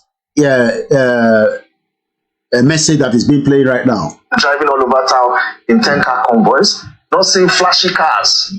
I mean, it doesn't represent the state of affairs of the country. It doesn't seem to me that they understand where they are. Perhaps, maybe we have a president that has lived his life in luxury for a very long time. He needs to step back. Maybe one day, enter a car that's unmarked and drive around the city center. Not even go too far. Thank you, Mr. Peter Pan. Some of the towns around Abuja. And then maybe he will get a sense of what really is going on. Because I have a sense that these guys are so protected. They have no idea of the reality on ground. Nigeria is sitting on a keg of gunpowder, I tell you. Well, we hear this all the time. Even Mwakpe was joking with him. But we be hearing this. You heard what he said. This was coming up to 7.48 minutes of this video. Then we know we'll be saying that Nigeria is sitting on it, but people think that it's not going to happen. Well, maybe it's going to happen or not. Time will tell. Good evening to those of you that have joined us on the Twitter space. Shout out to those of you that are watching us on all the platforms that we are streaming on. Our TikTok has gone down, but it should be back in just 2 minutes. And it's no joke. Well, Tony, some people will say, well, there's yeah, one more person is going to say, that keg of gunpowder for the longest of times. And, so because they've been saying it for the longest of time, does it mean that it's not going to come to reality? It will come to reality. Mokwe is just a matter of when, date, and when this can happen. Mokwe, you also have no option than to report it as well. It's not the first attempt. We never bought petrol at 630 naira. Perhaps it's never happened in this country. Just a moment.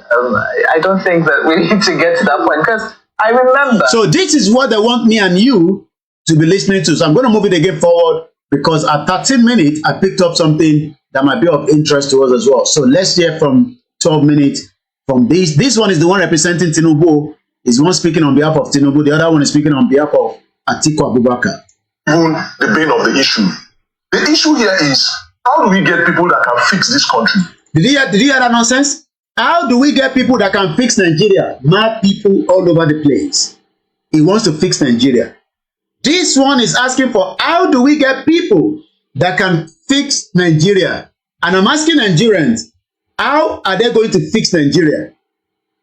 It means be our Nigerians that how do you expect them to fix Nigeria? Can you help me to come and explain to my viewers that how do we expect this government to fix Nigeria? So this one is actually saying that we need people to come and fix this country. Did you hear that? Fix a country that does not respect rule of law. Fix a country that is not working because of we, the indigenous people, whether now or tomorrow, cannot live side by side together. So this one is looking for how do we fix this country? This is the message that this one is telling us. How do we bring people that can fix this country? So I'm asking Nigerians today, who is going to be able to fix Nigeria? You know, now, can I really start giving a scorecard to this government? I mean, it's a government. Ministers, I doubt if they are barely a week in office, you know, and a lot of them are still even meeting with the heads of agencies in their respective ministries and getting briefing and all of that. You know, so overall, I think we need to still latch on that hope that has kept us going. We need that hope that has kept us going. So all we must stay and have is hope. Muke Kolitek. And those of you on the Instagram, Remy Official, my brother, shout out to you, sir. And the rest of you, if I didn't mention your name, shout out to you as well. It might be me. So, when somebody like Bagudu have stolen billions out of Nigeria in terms of the naira and also equivalent in dollars. You know, and believe that something can happen. And for the young Nigerians that think that military is going to be better than a democratically elected government, I think we need a lot of work to do. And that is why the Minister of Information and Orientation Agency really has his work cut out for him. You know, there is a lot of disconnect, and the information, like you said, is not trickling down. A lot of people don't even know where we are at the moment, economically wise and otherwise. You know, there are a lot of challenges. So much that there are a lot of challenges because people like Bagudu, the former governor of Kebbi State, have been moving money, shifting money for ABACHA in the 90s. And I've been on TikTok. We had to be disconnected, but we are back again on it.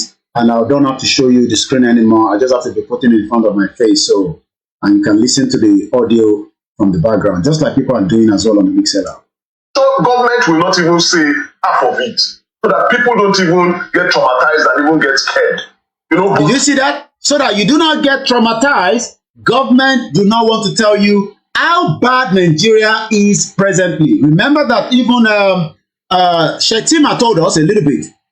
How bad is Nigeria is. Let's leave all this one. After you have an idea, if you want to watch more, you can go to channels and watch it. We're talking about this man called Bagudu Atiku. Atiku ABUBAKAR Bagudu is the former governor of Kebbi State, 2 terms, 8 years. He was also the senator on the 6th Assembly, the 7th Assembly. That's like another 8 years, 16 years. He's also running as a minister right now under Bola Tinubu.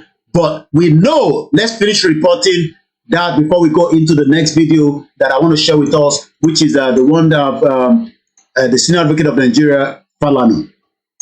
And I'm going to be telling you more about what United Nations said yesterday. Remember, we played it yesterday, but I want to do a bit more analysis on it this afternoon, or this evening rather, because it's almost 6:30.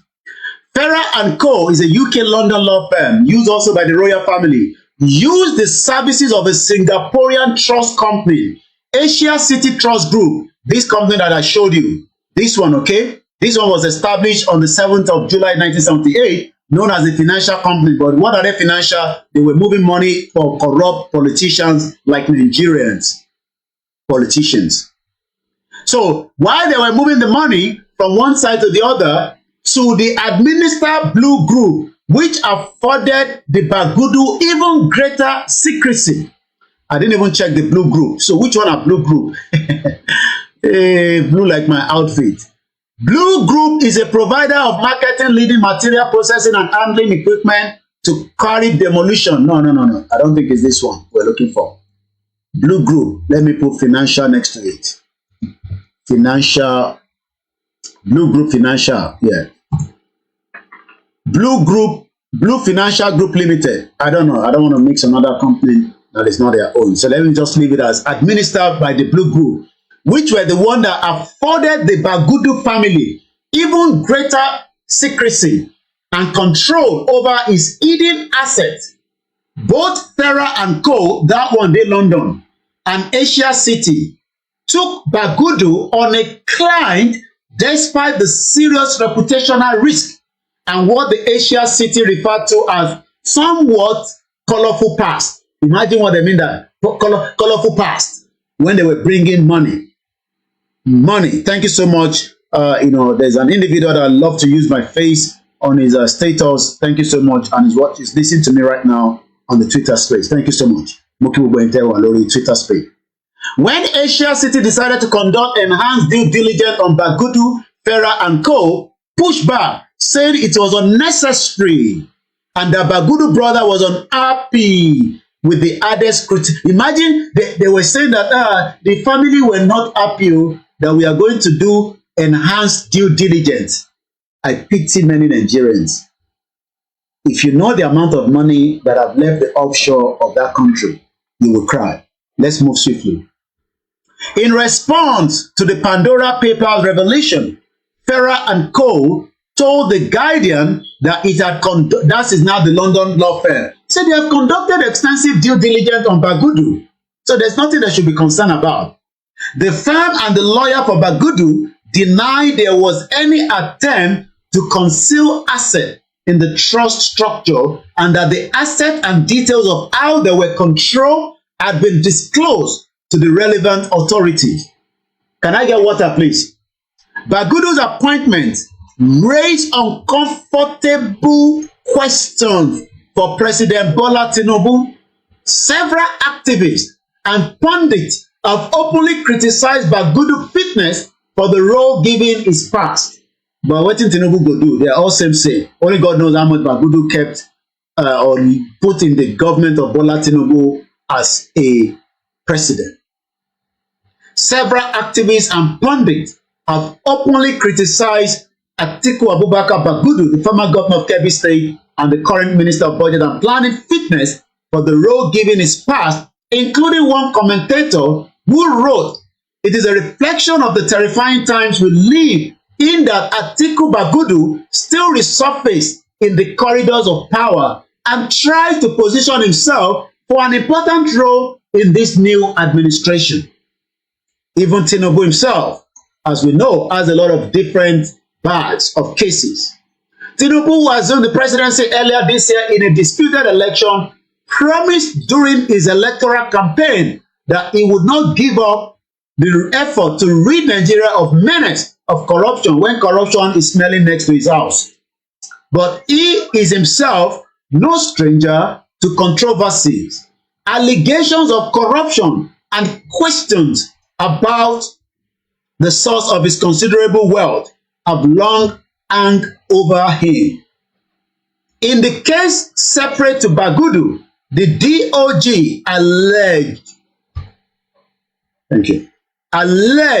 that from the late 1980s, accounts in Tinubu's name received money from the sale of heroin. He was not charged, but was ordered to fortify up to $460,000 from his U.S. bank account to the U.S. authority. That is the president of the Federal Republic of Nigeria in 1980. So Tinubu láti ní kí wọ́n gbowó yẹn padà. Wọ́n ní owó tí wọ́n fi ń ta cocaine ó lọ sínú àkáǹtẹ̀. So ó dẹ̀ ṣe kí ni? Ó fortify $460,000. Ìyẹn Bọ́lá Ahmed Tinubu, ìyẹn pírẹsidẹ́ǹtì orílẹ̀-èdè Nàìjíríà ti tèmi. More recently, a partner of Lagos-based consultant firm, which won a major revenue collection contract from the Lagos government while Tinubu was the governor, claimed in a civil suit that President had hidden interest in the firm by proxies. The suit, which was filed in Lagos and later settled, alleged that the company was used for massive corruption purposes, including tax evasion, bribery of government officials, and diversion of the fund. Nigeria economy is hanging. This word is a big one. Let's break it down and find the meaning to it. So let's go and look at the meaning. Hemorrhage. Hemorrhage. Hemorrhage. Hemorrhage. Hemorrhage. Hemorrhage. So that is where Nigerian is. Your economy. Gallo-thumping economy. I pity a lot of you. Every day people they pray, say make Nigeria great. When the West know that the economy is already hemorrhage. So what can hemorrhage mean? Or what is the meaning of hemorrhage? Of a person that suffer a hemorrhage, lose or expand large amount of something valuable. So Nigeria has lost its value. But many Nigerians do not know this because the expectation is one day that value will come back. Mukiba Baba, comrade Shegun Honor says, bleeding, blood. So sometimes, you know, when you have accident, they will say go and do MRI, but in Nigeria they will look for only water so that they can scan that brain to know that kosieje to wa clotted in the brain. It's always when people fall, when people are playing football, they dropped on the floor, and when they can see that let's go and do a scan. But to do a scan in Nigeria, from what I'm told, MRI is about 70,000 naira. So the person will never chop will go put 70,000 naira. That's why many of you die very young. The services is not there. Hemorrhage. Let's look at what it looks like in image. You can see there, blood clots. Sometimes it's in the eyes, but mostly in the brain. So those of you expecting hemorrhage of that Nigeria will be great again, you better start thinking otherwise. Hemorrhage is a bleeding from a damaged blood vessel. Is Nigeria not damaged already? Put it in the comment section and let me read it. Say Nigeria is damaged. Like I told you, this is a platform that educates and enlightens you on all the reasons why we should now depart away from Nigeria. Hemorrhage. Hemorrhage. Hemorrhage is a bleeding from a damaged blood vessel. So they have actually put Nigeria as Nigeria economy is bleeding. Okay? So I normally showcase you with my little dollar here that I have. This one is original, it's not fake. Only the pound sterling is a specimen. So this dollar against the naira today is just 50 naira different. As of today, this is the dollar. A lot of you, the reason why United Nations expect you to have $2 every blessed day, not for internet, not for transportation, but to eat. And we know that $2 with the exchange rate that we are told on the chart today, 1st of September. Let me confirm again. How much is the dollar to naira? I said 9 something. Somebody said it's 950. So that means give and take. I dash you now another 50 naira on top. So you need 2,000 naira every day to survive in Nigeria. Latifijan. Ijaya, I don't cite you. He said, yes, Nigerian damage and the bleeding already big time. But many Nigerians say there's no blood. We can't see the blood. You know, hemorrhage is not something you will see the blood until they take you to the scan. That is the Nigeria of today. Because people are not seeing the blood, even though we are seeing the blood, not the Fulani blood I'm talking about that is killing us. Economy.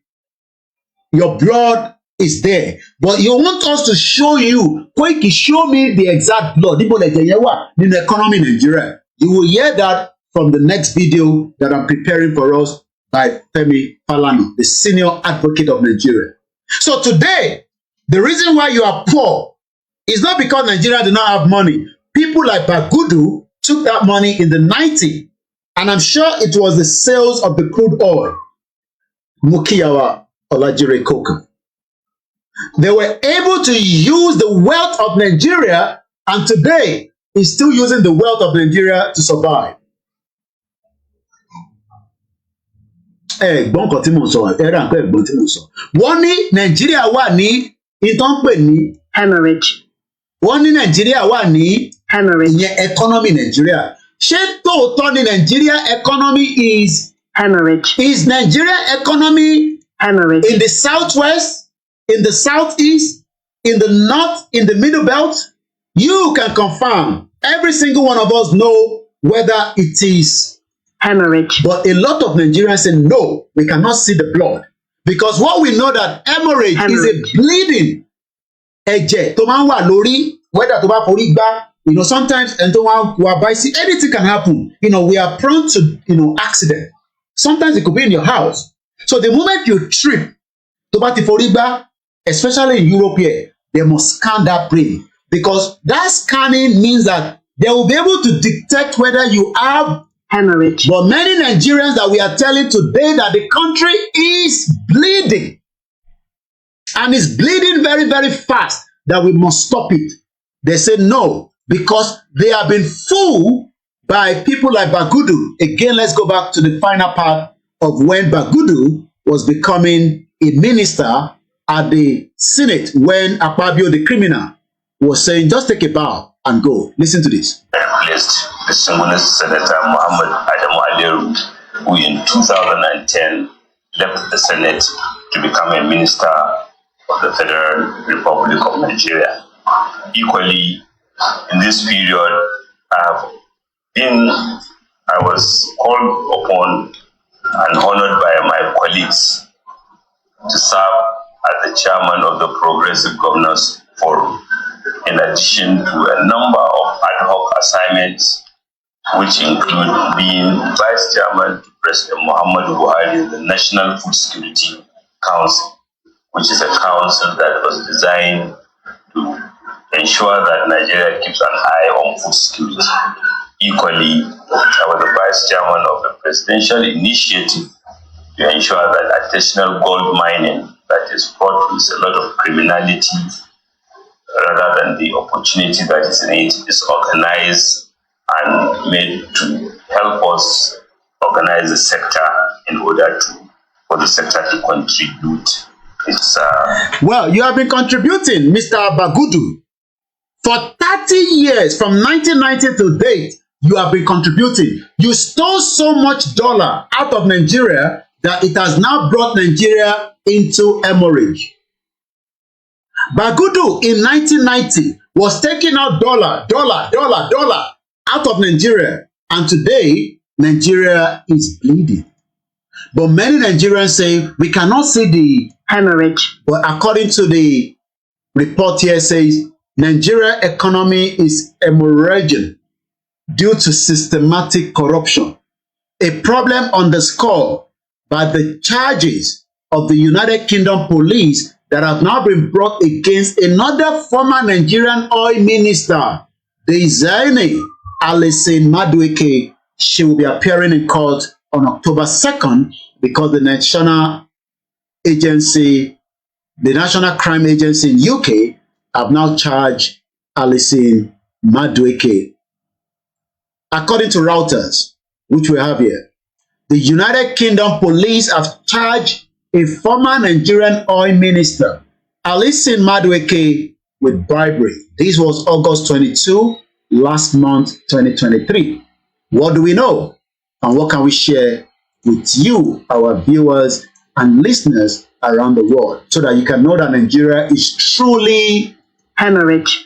According to the report, British police said on Tuesday, August 22, they are charged former Nigerian oil minister SANI, Alison Madueke, with bribery offenses, saying they suspected she had accepted bribes in return for awarding multi-million pound oil and gas contract.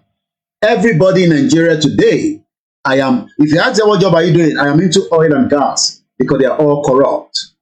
But whatever, I am into oil and gas, because that is the only way where they can get quick money. Nigerian, Africa's most populous nation, na lie you. They know that is a lie. Nigeria has multiple nations inside. Also a top oil producer, for where you will hear what Falana said when it comes to money and influence. Dangote has used Nigeria for his project of Dangote refinery. No be me say you go hear am from Falana. But let's read this first. Nigeria, Africa's most populous nation and top oil producer, as one of the most corrupt political systems. Did you hear that?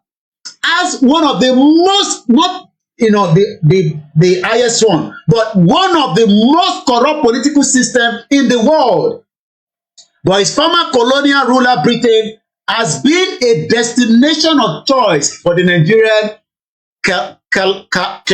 kleptocrats seeking to enjoy their wealth. Oh, interesting. It's good that we are living in this kind of world that we are living today. At least not with me, they say all this thing. This is Router.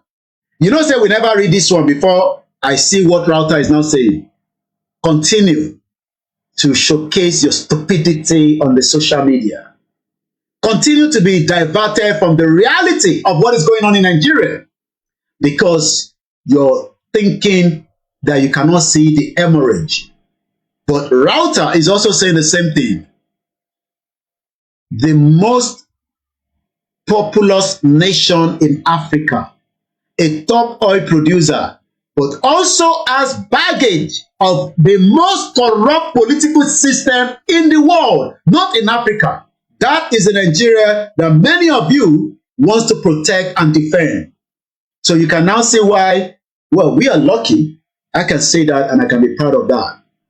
That I went to get my visa inside Abuja as an interview. You, I pray, you will also get your visa by the drop-off because I can see the crowd in Abuja and also in Lagos in multiple fold. People are trying to run away. Madepi says, even their children will give account of it when the table turns. DZ Man said, the United Nations Sustainable Goal is to prevent corruption and mismanagement on industrial scale. Politicians are no exemption who are on the UK watch list. They send London they love so much. London is a very cozy place. You have money that you have stolen, you bring it here. The UK government put their eyes away. They will even give you paper. The one way me I do 15 years. If it was a stolen money I was bringing to UK, I would have got my paper in less than a year. So continue to create stupidity. Alice Madeko is only 63. So that means she's part of a country that came into independence and already she's now going to be charged for a crime. Alice Madeko, 63, served as a petroleum minister from 2010 to 2015 under the former president Goodluck Ebele Jonathan. She also acted as the president of the Organization of the Petroleum Exporting Countries, OPEC, from 2014 to 2015. We suspect this is the National Crime Agency, UK head office.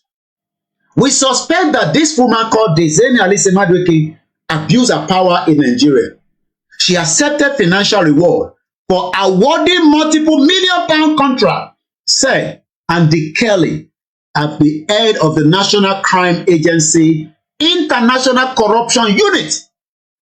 These charges are milestone in what has been a thorough and complex international investigation. She thought she would be here and they would just leave her. Remember, she even said at some point that she had a breast cancer or whatever. I remember I saw that interview with Dele Momodu. I listened to Dele Momodu as well yesterday. Today, talking about Nigeria with PDP Agbada. All this waste of energy, Yoruba people.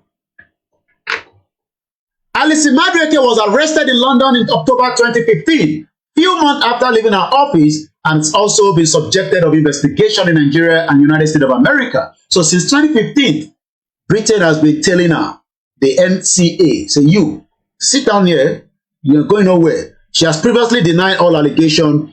A London lawyer who is acting for her in 2015 did not immediately respond to the request for comment. The NCA says she was currently living in St. John's Wood, up market area of West London.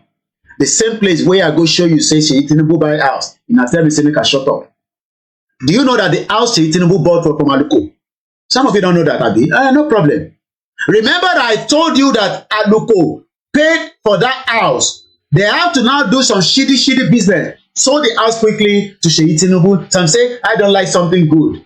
I don't like anything way good. Why I go and bring Sheyi Tinubu is a businessman. Omugo people. Let's continue. The NCA says she was currently living in St. John's Wood at an upmarket area of West London and will appear at the Westminster Magistrate Court, God willing, next month after October 1st, independent of Nigeria. It says Alice Madueke was accused of benefiting from at least £100,000, equivalent to $127,000 in cash, shuffle-driven cars, flight on private jet, luxury holidays for her and her family, and the use of multiple London properties. Charges against her are also detailed financial award, including furniture, renovation work and staff for the properties, payment of private school fees, gift from high-end designer shops such as Cartel, jewelry, Louis Vuitton, goods, according to the NCA. It added that the asset worth millions of pounds relating to the alleged offences had been frozen, and that it had provided evidence again to the U.S. Department of Justice that enabled them to recover assets worth $53 million linked to Alice Madueke. Oh, what an interesting time. All this big money, big figure is like an oxygen.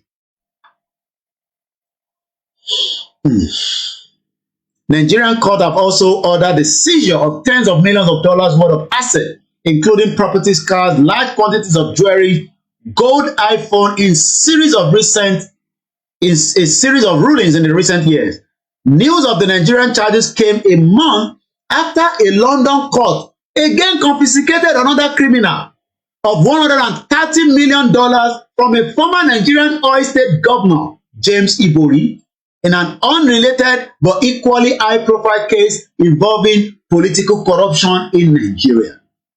With its highly developed legal and financial industries and lucrative property market, Britain is a global money laundering hub. No be me talk am, na Router talk am.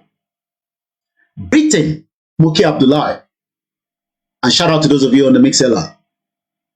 Britain is the global money laundering hub, and the NCA Anti-Corruption Unit is part of the authority's effort to stem the tide of the dirty money. We don't want dirty money here. So when we go again to the other criminal one, London judge ordered confiscation of $130 million from the Nigerian ex-governor, Ibori. Hey, dollar, this dollar. Imagine. I mean, I only have $3 in my house here, but we're talking about millions of dollars right now, and Nigerians are living in languished poverty, left and right. Money that should have been used to develop your road network, your hospital, infrastructure. Look at Ibori there, he's still defending that money. Remember, we saw Ibori as well with Tinubu, even from what we were told last week by Sarah reporter that Ibori is trying to get a soft landing for Emefiele.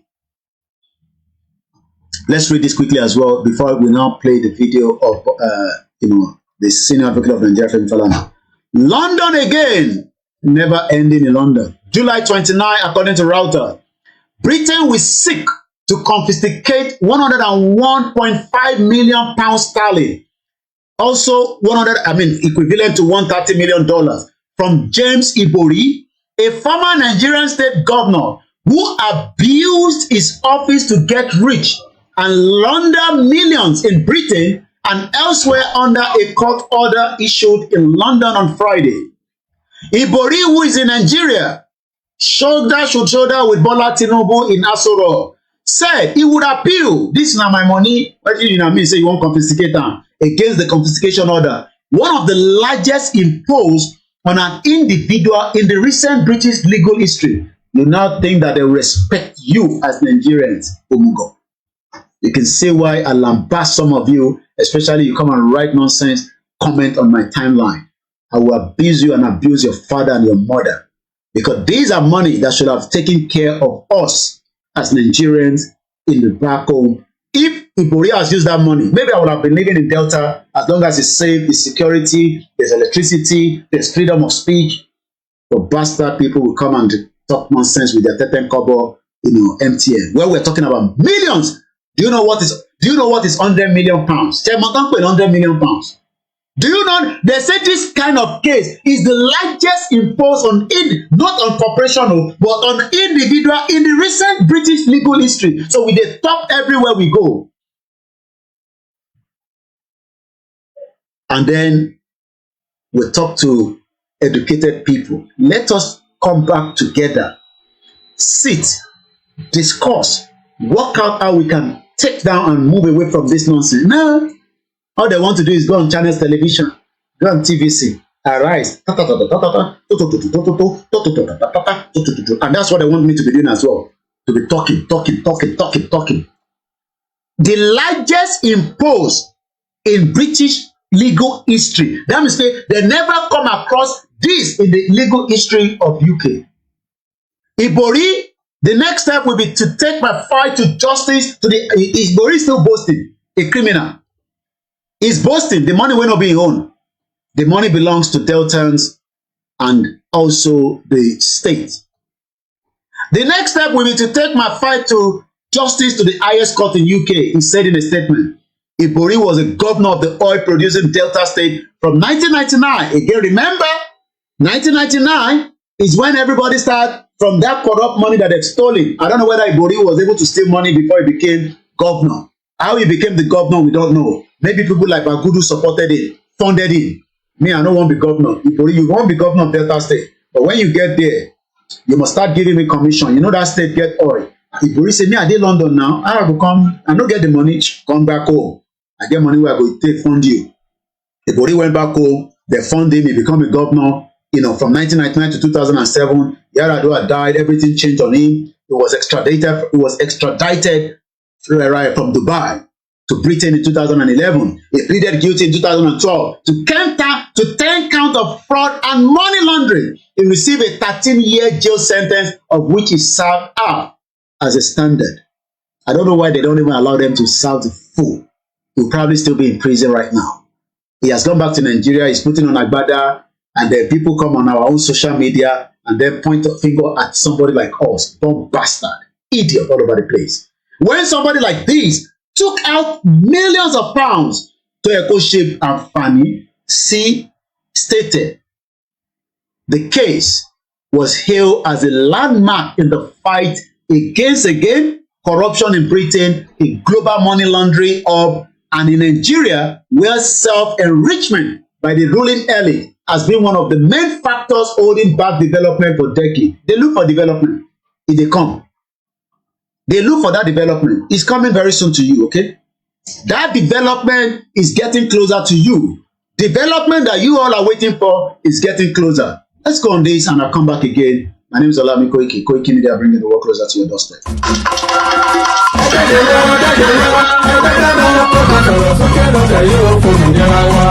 Yorùbá wà lọ̀rọ̀ ìkàn pátápátá la ṣe ń lọ́gbọ́n ẹ̀ tán sétí ọmọ aládé gbogbo. Nígbàgbọ́ wípé bẹ́ẹ̀ ṣe ń gbọ́ lẹ́yìn náà mọ̀ sọ fún àwọn yòókù kárí ilé kárí oko. Tí gbogbo wọn sì péjú pésẹ̀ síbi ìwọ́de àrágbá yamuyamu tàlújá tó ń bọ̀ lórílẹ̀‐èdè Amẹ́ríkà yìí. Ti Yorùbá Nation Diaspora Mega Rally in alliance with Yorùbá World Media àti Yorùbá Nation Self-Determination parapọ̀ dọ̀kan ṣàgbékalẹ̀ New York Super Mega Rally. Ọjọ́ mẹ́ta gbáko ló máa fi wáyé. Bẹ̀rẹ̀ látọjọ́ Ìṣẹ́gun Tuesday ọjọ́ 21 oṣù kẹsàn-án títí di ọjọ́bọ̀ Thursday ọjọ́ 21 oṣù kẹsàn-án bákan náà látago 7 òwúrọ̀ títí di agogo 4 ìrọ̀lẹ́ New York time láti máa péjú pésẹ̀ gbóhùn sókè rárá fáyé gbọ́ wípé ó tó gẹ́. Yorùbá self-determination is our right. Yorùbá fẹ́ dá dúró. A fẹ́ kúrò lọ́wọ́ ẹ̀tàn. A fẹ́ kúrò nínú ìnira orílẹ̀-èdè Nàìjà. Bá a sì ń rọ gbogbo àwọn èèyàn wa jákèjádò àgbáyé tó ń bọ̀ wá síbi rálì yìí wípé ká pàdé lọ́jọ́rú 20 oṣù kẹsàn-án ní rally location 78 UN General Assembly 405 West 45 Street New York City New York 10017. Fún ẹ̀kúnrẹ́rẹ́ àlàyé síwájú sí i tàbí fún ọ̀kan ọ̀jọ̀kan ìbéèrè tẹ́ bá ní ẹ kàn sí wa látòrí èyíkéyìí wẹ́bsáìtì yìí www.megarally.org tàbí www.yorubaworldmedia.com ó sì lè jẹ́ www.ysdm.org. Bákan náà ni ẹ lè pè tàbí kẹ́ fi àtẹ̀jíṣẹ́ sọwọ́ sí Prophet Ayọ̀délé Ológunlolúwa lórí +1 803 846 1116. Mrs. Jùmọ̀kẹ́ Ògúnlẹ́yẹ lórí +1 347 703 7 7819. Dr. Sabi lórí +447 440 715 542. Mr. Gani Alagbala lórí +1 713 875 3339. Koikimedia lórí +447 594 050 979. Ìyálóde YSDM lórí +447 442 177 677. Mr. Biodun Ojo lórí +1 347 301 8360. Ẹ má gbàgbé wípé a fẹ́ kí gbogbo ènìyàn tó bọ̀ lágbàáyé ti wà ní sẹpẹ́sẹpẹ́ ní venue lọ́jọ́ Wednesday 20 oṣù kẹsàn-án, lọ́jọ́ tó jẹ́ D-Day gan, láti sọ fún gbogbo ayé wípé ó tó gẹ́.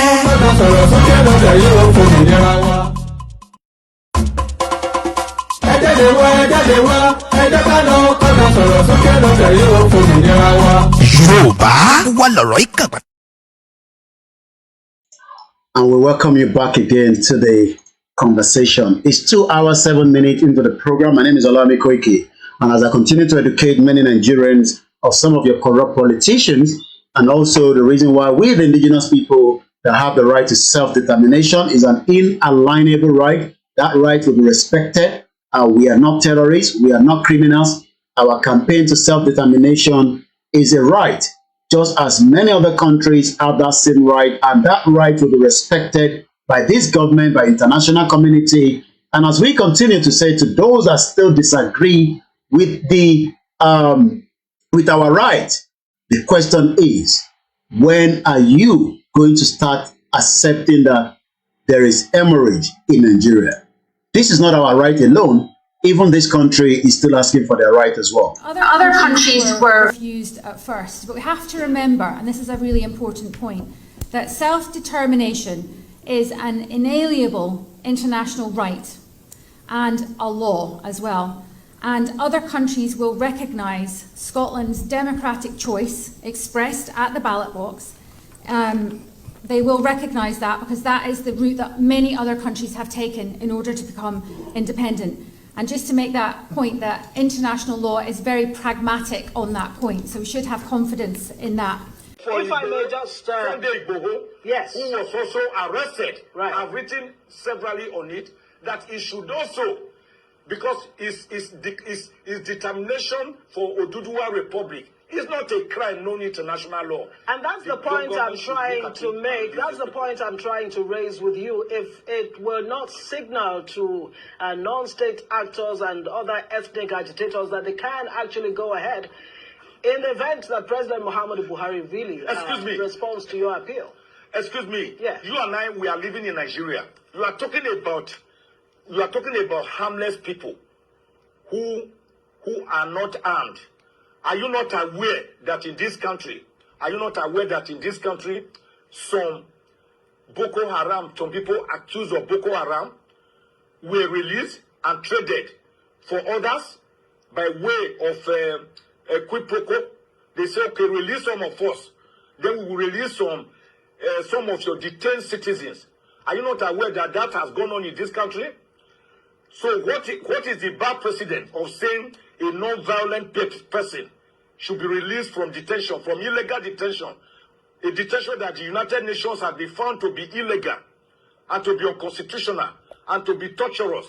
I do not see anything that is setting any bad precedent there in a situation where, as a matter of fact, some Boko Haram and armed bandits are being released in exchange for some of their members, where kidnappers are demanding from parents of children they have kidnapped to buy tarodo, tatache, tomatoes, vegetable oil, palm oil, uba, to buy salt, to buy rice, for them, beans, yams, for them to feed their children so as to keep them alive, to enable the parents pay ransom for them. What is the long precedent here that we are just saying find a political solution by going through the tenets and the provisions of the law? I do not personally see anything wrong with that at all, and there's none that I know of. And I cannot see it leading to any floodgate or any resurgence by other people coming to say, criminals coming to say, oh, you must also give me reprieve. It does not happen that way. How many Nnamdi Kanus do you have in Nigeria? And how many Sunday Igbohos do you have in Nigeria?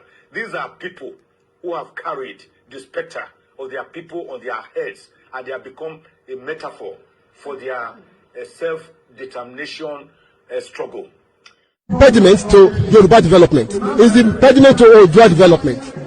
Without Nigeria, we won't be where we are. 1962, we were far ahead of South Korea and North Korea. We were far ahead of China even. We had television before France. We had radio before South Africa. Now look at where we are today. I think it's a shame that even any Yoruba man can be talking about restructuring at this point in time. What are we restructuring? This country that is already shot to pieces? I don't think that's what we want. But they are always talking about giving Nigeria a chance. The patience of Yoruba with Nigeria has come to an end. If you don't allow we Biafrans to go, that zoological republic called Nigeria will be a worse place than Somalia. And today it is happening. And if you have not applied for your Somalian visa, please try and do so. Should I say Somali visa? Try and do so as quickly as possible, because the zoo is on the path of destruction, and there is nothing man can do to reverse it. Mark today's date and what I'm telling you. Nigeria will be destroyed beyond human comprehension. And we are back again as we continue to review from the information in the public domain regarding the billions of dollars, millions of naira, if not trillion, that have been moved by different corrupt politicians. I've been giving you 3 different ones, but the focus of today is ABUBAKAR Atiku Bagudu, was a former governor of Kebbi State for 8 years. He was a 2-time senator from the 6th Senate and the 7th Senate, where he's also now the current budget and planning minister. From the information that is in the domain there by those that have put this together, known as the International Consortium of Investigative Journalists, has confirmed to us that Atiku Abubakar Bagudu is a criminal, just like Ibrahim was a criminal that was extradited from Dubai to London. He pleaded 13 years, he was sentenced, he is now back to Nigeria, and as we speak right now, Ibrahim is still trying to fight £100 million confiscation in the UK. Also next month, 2nd of October, the SANI will be appearing at the court. So the question I'm asking again before we move now to the next video is Nigeria not hemorrhage? Are we not saying that Nigeria is not hemorrhage? Is Nigeria already hemorrhage? Hemorrhage is a bleeding from a damaged blood vessel. Many things can cause hemorrhage inside and outside the body. Many things have caused Nigeria to where it is today, and Nigeria cannot survive it. Yes, it might not go down straight away, but it is already floating. And that is also some of the headline there, as I'm going to be moving away from Atiku Abubakar Bagudu. Sorry, not Abubakar, Atiku. Yeah, Abubakar is also his name anyway, Bagudu. And also, you can see from those headlines there. Now, as we move away from all these, now let's listen to one man that we might say is standing for the people, and is also doing his own best to continue to tell Nigerians about many atrocities. It's a 32-minute video long. I will not be able to play all the 32 minutes. I will start with probably the first 5 minutes. I think I've highlighted number from 22.17, but let's start with the first 5 minutes so that Ale Poini, the understanding of what again, remember, you can go on our website where you can be able to donate voluntarily, not to the Yoruba Nation movement, but to the koikimedia as a media organization, as not just myself that asks for donation. Even here, you see that they have the donate button. Those are the international consortium. So when we say donate, we're saying that it's a voluntary. Donate to good journalism. Many independent media like ours depend on you. Trust has never mattered more. Thanks to your support, we continue to provide accurate, independent news, calm explanation. That one I'm not too sure. You know, sometimes I'm not calm when I'm doing my explanation, but when I want to be serious, I'm sure some of you can see it in my presentation. And when I don't want to be serious, you can also tell. But especially when somebody come and put nonsense comment, because we are here to also interact with you. We are not like a robot where you are putting your comment and we don't want to read about it. I am not the other media, the mainstream one in Nigeria. We want to relate with you. That is why we allow you to call into the program. We read your comments. So when you come and put comment of nasty, that means that you will also go back home with baggage of, curses, especially when somebody like me knows the amount of money in this country. And many Nigerians today are living, they are struggling. Even in UK, some of them can't pay their house rent. Some of them cannot pay the lawyer legal fee to be in this country. 929, thank you so much. So, Tabajo Kosibibai, if I want to do a presentation that is going to be calm, I'm sure you see it from my presentation. So, independent news and a calm explanation. At least, I've told you. I'm still going to tell you about the United Nations. You get a lot of information from here. So then, to support us should not be a problem. And if you don't have what it means to support, pray for us, because there's so many people that want to bring us down. I'm not talking about people in the Yoruba nation, globally, because what we are dealing with is not an easy task. If you don't know, well, you better know. You can rely on us. Quality journalism can help us make critical decisions about our lives. What I'm discussing right now is a critical decision. Yes, we don't want to fight each other as Yoruba people. But this is a critical decision that we must all hold firm, because it's got to do with our lives. It's got to do with our health. It's got to do with our security. Based on fact, I talk with fact. I don't talk with fiction. I am not here to say I cannot point the evidence. If I don't have it, I don't tell it. If people bring information, I want to be sure that it's the right thing I want to tell you. And moreover, information is out there. It's just that how we all, not that some of you have not read it, but the way I will explain it is what makes it different. It's what makes it unique. But I bring it in a way for the layman to understand. Even Babawa Tonta, ni abule, understanding it. So trust news is important to us, and so is your support to Koikimedia. All the details are there on our website, www.koikimedia.com.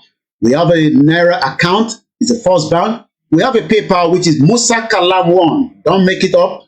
Don't make a mistake. MUSAKALAM. If you're not too sure about where you want to put the money in, the Cash App seems to be messing around, so we've not been really talking about it. But you can also promote through the coffee, which it's easy for those of you. And if you want to also say, Koiki, I have something I can send to you, you can reach out. Especially we need phones for our team on the ground. Whether the phone will be sent to me right here or in Nigeria, it could be a second-hand phone. I have 25 team. None of them are full-time, but I am making efforts to bring them as a full-time staff.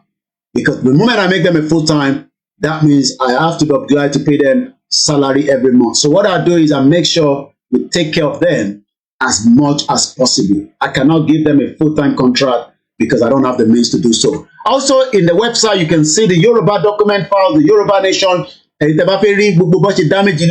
Sunday is there as well. If you want to also have a copy of the noble path to its goal towards Yoruba self-determination, Babakito does not have the template. No, there's stupid people talking like that. Go on our website. You can download the 35 page. You can read it at your own convenient time. You can read it on our website. It is free to download. Also, we're doing our best to make sure that we can continue to bring as much news and report it to you wherever you are. Now, let's go into it. I'm going to stand up. I've listened to it. I'm going to come back on my seat before that 5 minutes. The first 5 minutes is also very heavy. I do not own the copyright to this particular video. Let us enjoy it while I come back on my seat. The economic system, the state shall ensure that the economic system is not operated in such a way as to concentrate the wealth of the country in the hands of a few or a group. Now, when Dangote was said to be building a refinery, and I've said it publicly, the government of Nigeria gave him land free. They call it free economic zone for themselves. All the machinery imported free, at official rate, which is illegal. no duty was paid for the entire machinery due to women. And the government went to the bank to take a loan of $2.7 billion to invest in the private sector. And they then said, we cannot fix our refinery. And that said, we challenge them. You said government has no business in business. Why are you funding a private enterprise? It was at that stage that they allocated $1.5 billion to fix Port Harcourt refinery, $1.4 billion to fix Kaduna and Warri refinery. Please, I beg you, step on and find me. You must get the relevant billions to monitor the ongoing rehabilitation of the refinery. Otherwise, these guys would divert the money criminally, and they have always done for the past 35 years. I need to pause it in between because it's not my video. I don't want to use it for explanation and analysis program this evening. You can hear that Baba Falano is talking with fact and figure. This video is deep. At Tobani time, I'm going to share the link. Go and watch the full clip of it. But one thing is, hemorrhage, Nigeria is bleeding. Many Nigerians do not want to accept that. Thank you so much, those of you that keep saying well done as well. We appreciate you. You know, that little well done goes a long way than the money. And those that are celebrating us as well, we appreciate you. And those that continue to support, we love you as well. Don't stop supporting. Media needs support all the time. Let's go back again. At exactly 3 more minutes, I'll then move to the pointer where I kept it at 22. I want to talk about the United Nations. I do not want this program to be more than 3 hours. Like, even if I'm going to come back in the evening later, it will just be like a flanger one. You understand what I mean? But this one is a proper presentation. So let's go back again to Falana. Secondly, those refineries are no longer enough for us. Refineries are being sold in Europe and America.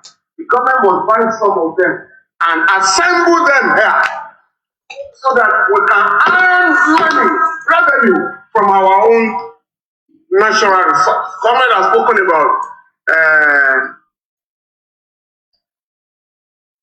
solid minerals. Labor must also take cognizance of what is going on.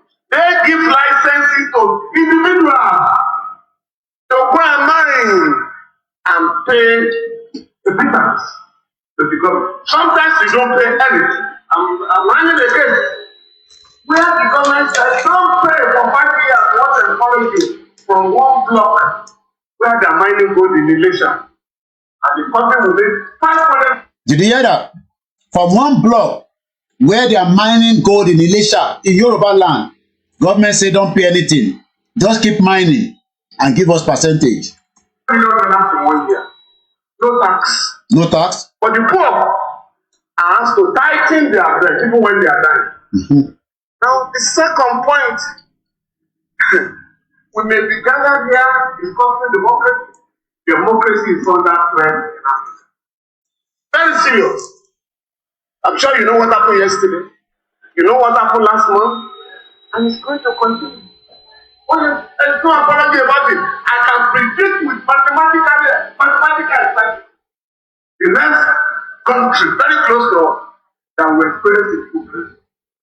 Where a man currently suffering from dementia who has been in fact since 1982. What did he do yesterday because of what happened in Now, let me change the commander of the army. You are deceiving yourself. There was a coup. Attempted coup in 2019 in Gabon. The guy survived, but you know what happened? Yesterday, he also suffered from stroke and dementia. He didn't know where he was. He said, I don't know where I am. But please help me. That is what they have reduced Africa to. You needed to have seen that guy when there was very instructive reality going to Europe to meet the South Africa Afro Summit. The guy couldn't walk. And none of his colleagues in the club of African dictators, African Union, none of them will say, gentlemen, why don't you resign and let a functional person take over the affairs of your country? This guy has shown since 2009. With the wealth of that country, he couldn't establish a hospital. Okay, let's come back into the conversation. My name is Olami Koiki. You've had the pointer, the beginning of what Senior Advocate of Nigeria, Falano, fires and one Nigerian politician that there might be a coup in Nigeria. He said a lot, so I'm just going to keep moving it a little bit and let's listen again here from him. The differential treatment between them and these foreign troops. So we must look at that. And of course, they have told you the remote causes. The remote causes are the ruthless exploitation of the mineral resources of our country. Did you hear that? Exploitation of our mineral resources. Some of you don't even know the amount of resources that we have underneath the ground. By Western companies, lately Chinese companies have joined. Mm-hmm. They loot the treasury. Mm-hmm. Just like government said, $9 billion worth of gold smuggled out of Nigeria. Did you hear that? $9 billion worth of gold was smuggled out. I have evidence of some of the gold because somebody was sending it to me. I don't want to go into too much details. I have a portfolio of how the gold are even weighed, what's even weighed. And I know the airline that travels with it, and I know the country is traveling to as well. I have it on my archive. Until that person is not going to be that area, probably leave Nigeria, I can expose that kind of information. If I leave it out now, they would pick him up and it will be a problem. So I'm going to leave it like that. Let me move straight to 22 minutes of this video where I want us to listen again, probably maybe from 20. Let's listen again from here. By the time you get to the market, the thing has gone up. And that is what is going on. So all of us do not know that through the dollarization, again, dollarization. He's talking about dollar. and services are being increased quietly in Nigeria. They deceive us. You see, the dollar. He's talking about the dollar again. I want us to listen to this. They're going to do something. So the central bank immediately took a loan of $3 billion. $3 billion. Simply, want to show what is the business of a private company. The NNPC is no longer a parastatal. It's now NNPC Limited. And they deceived us. They will stabilize it. So for 1 week, it went to 708 today. It's 780 officially. Meanwhile, they said, and as of today, it's now 950. No other exchange rate now, apart from one. Today, black market, as of this morning, is 918.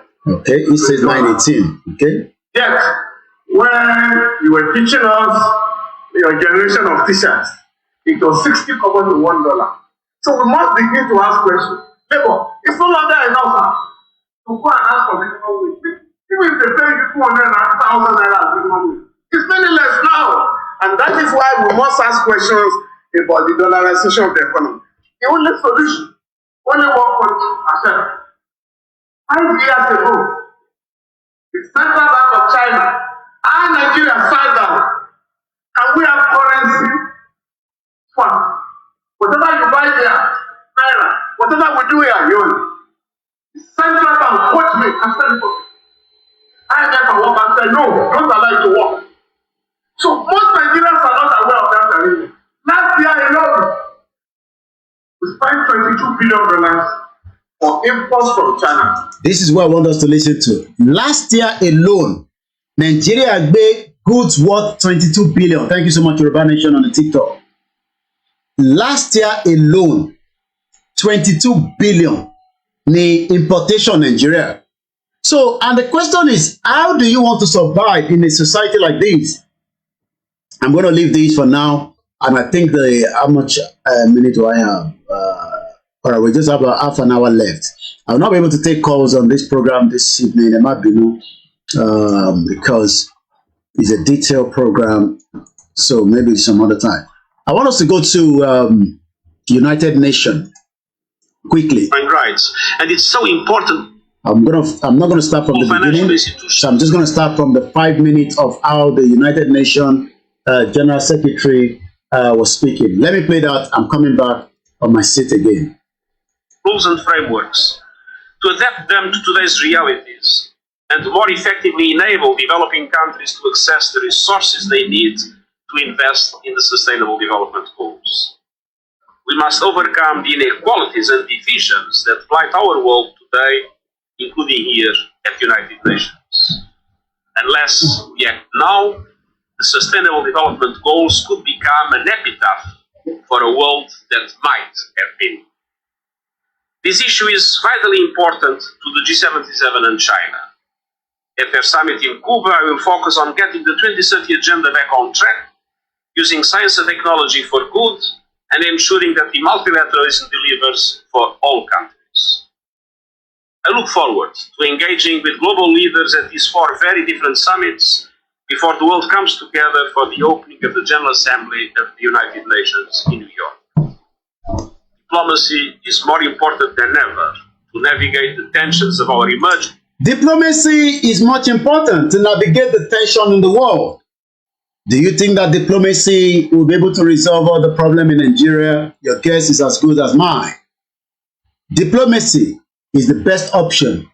Diplomacy is great. But do you think that I want everybody diplomacy? They are ready and they are serious? And this is why there's so much tension, not only in Nigeria, around the globe, according to the United Nations Secretary General Antonio Guterres. Multipolar world. Dialogue remains the only way to find. Dialogue remains the only way to find lasting solution to self-determination and other crises around the world.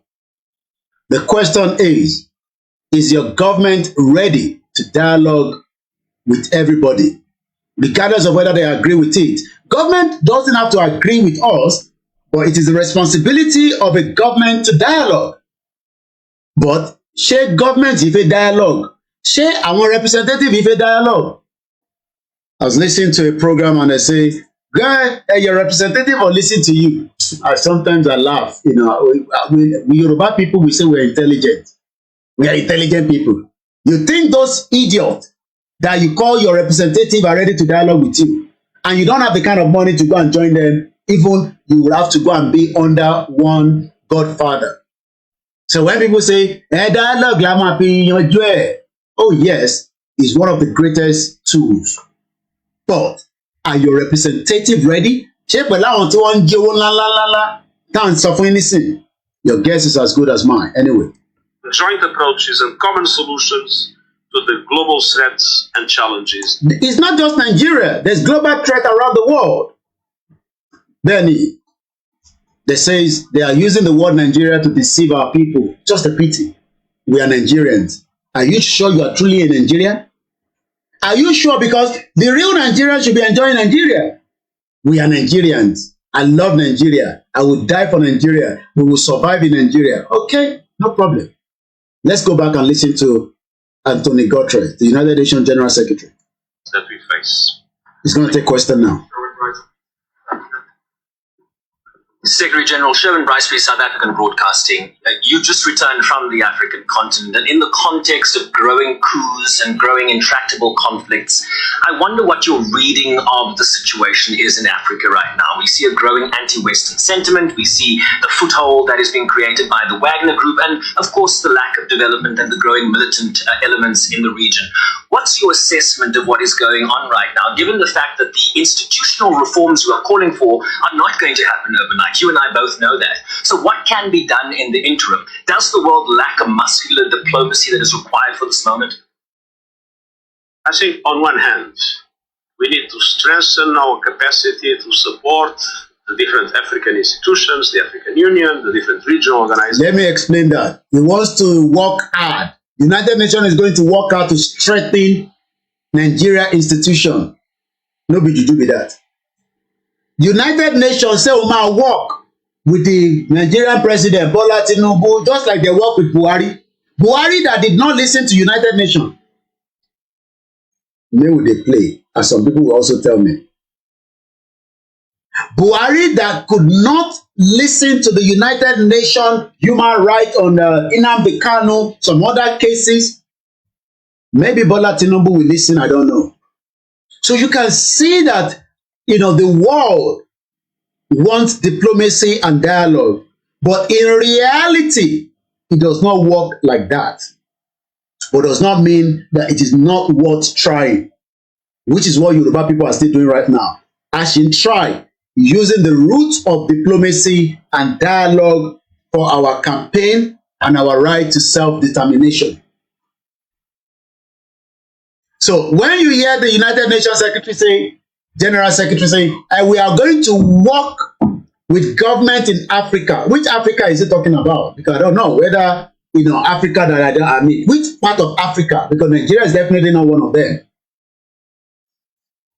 Organizations in their diplomatic efforts to bring peace, stability, and democracy to the African continent. How are we going to get democracy? Where democracy has been torn apart in Africa, the United Nations General Secretary says we must work to bring them true democracy. But at the same time, we need to create the conditions to allow the Africans to address the root causes of the problems they face. The root cause of the problem for him is developmental. Nigeria is not developed. How is he going to develop when somebody like Bagudu took out billions out of Nigeria during ABACHA? Ibori took out billions. There's any allegation there. So Nigba Olewape read the true Africa development that everybody's waiting for. How much time do we need to wait? I am already in my 40. How old are you? You ask yourself. You don't have to put it in the comment section.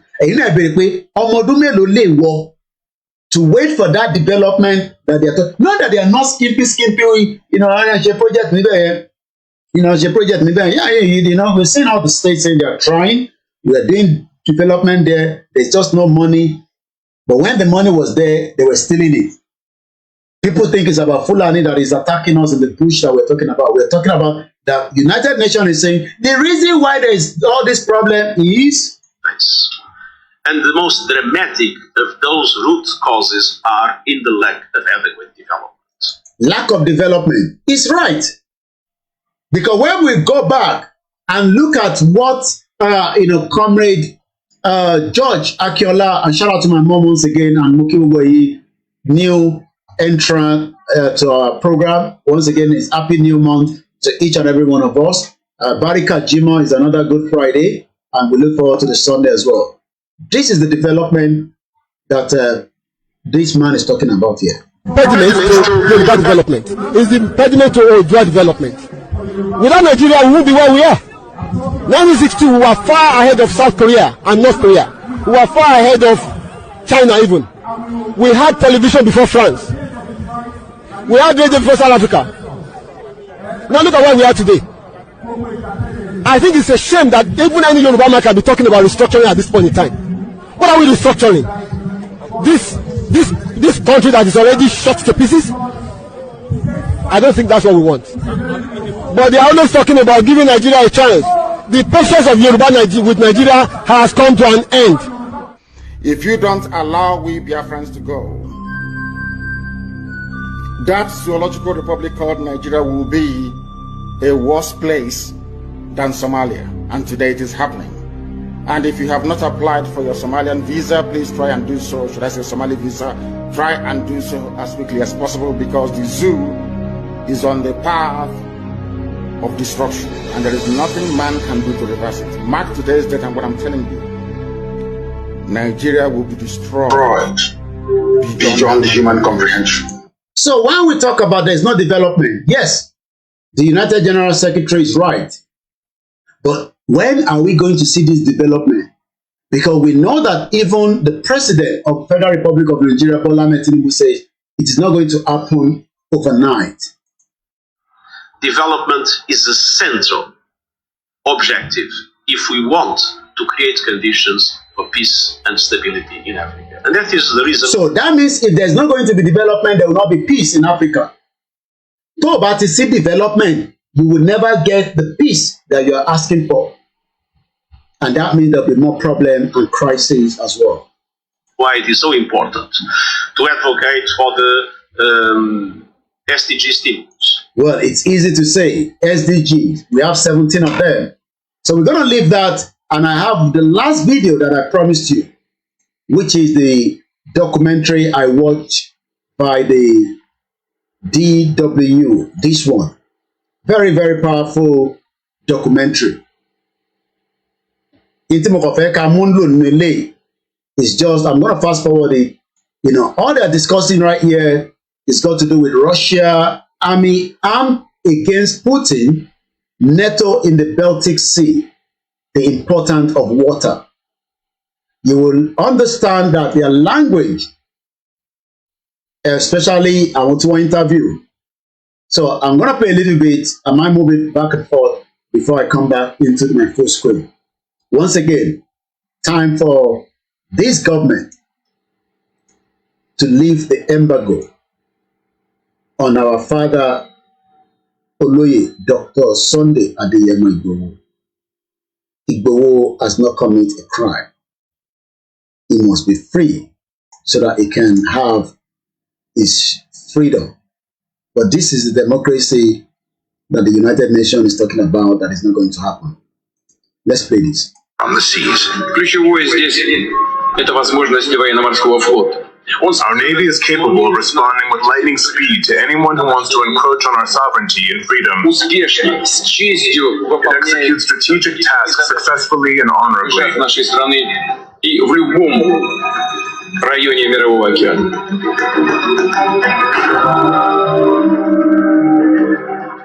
Russia is also threatening to use nuclear weapons. Did you hear that? Russia is also threatening to use nuclear weapons. We hope it's not going to happen so that we can all live longer lives and then die at a very, very old age. The tension between Russia, NATO countries, and America is not dying down or is not dozing down anytime soon. It's still escalating. That could easily reach every city in Europe. Did you hear that? They have a nuclear weapon that could reach every city in Europe. Under the water, Russia can destroy the whole of European country. It's a fact. German TV, Lucia documentary. Russia has the power. Maybe not on air and land, but under that water, they will destroy every European country with their nuclear weapon.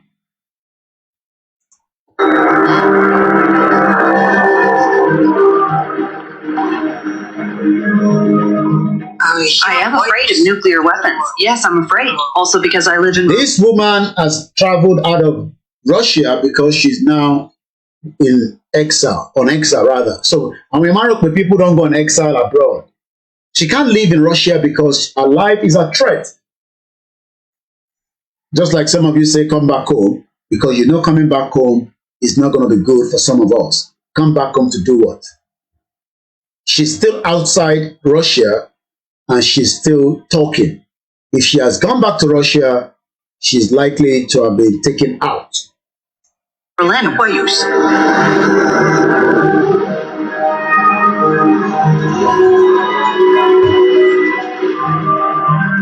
Today, almost the entire Baltic Sea is surrounded by NATO member states and NATO ally Sweden. And I gave a breakdown about Twitter and Instagram and the community of my YouTube. This is after I watched this video. I brought out information about Sweden. The defense minister in this Sweden, of a population of 10 million, is 56 years old. Defense minister Sweden is 56. So when somebody say, who is going to manage Yoruba nation for you? I wonder where your brain are. Because le ronuju in law presently. 56 years old, Niboboto Jet defense minister. Sweden is just going to be a new member of NATO. Let's listen again. 2 access points, Kaliningrad and St. Petersburg. So what they are doing is they're caging Russia. So you can see this map right in front of us. Already, Finland has become a member. Turkey wanted to stop that, but it seems Turkey inflation is in a distress. So Turkey needs the European country to support him in terms of, financing their economy that is going very bad. As much as the Turkey economy is gone kaput, they can still eat the bread compared to Nigeria. I mean, average Nigeria cannot eat the bread anymore. The inflation in Turkey is kaput, but because they have spent money in protecting the security of Turkey, many international countries from Norway, Sweden, I mean, this is a very great map for me to use as my, TikTok, you cannot see. So you can see Norway, Denmark, Germany, tó bá lọ sí Turkey, oh my God, mo mọ̀ fáwọn ọmọ Germany máa ń lọ síbẹ̀ bí tó bá travel lọ síbẹ̀ ló máa mọ̀. Wọ́n kún bẹ̀ bí ẹrú, kí ló lọ ṣe níbẹ̀? Wọ́n lọ ṣọlidé because owó tó fẹ́ mú lọ sí Turkey, ó máa fún wọn ní more money. If Nigeria was a country that are prepared for security and infrastructure, all these countries would love to come to Nigeria because we have the good weather, we have the Zamfara forestry, even in the north, they have a lot of places.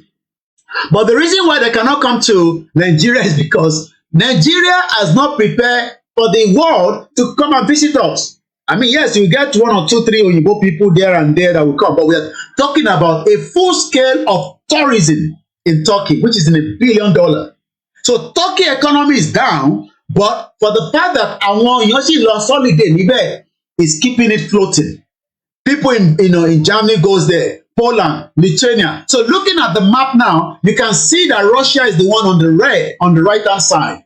You can see that the NATO is the one in the blue. And that water, the Baltic Sea, you can see links to Russia.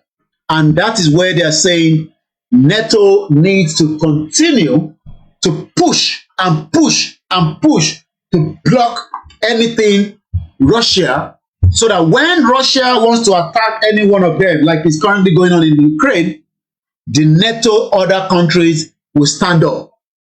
But right now, Ukraine cannot get what it's looking for. And this is another video that I've watched, an independent video. So Ukraine can fight from now till thy kingdom come.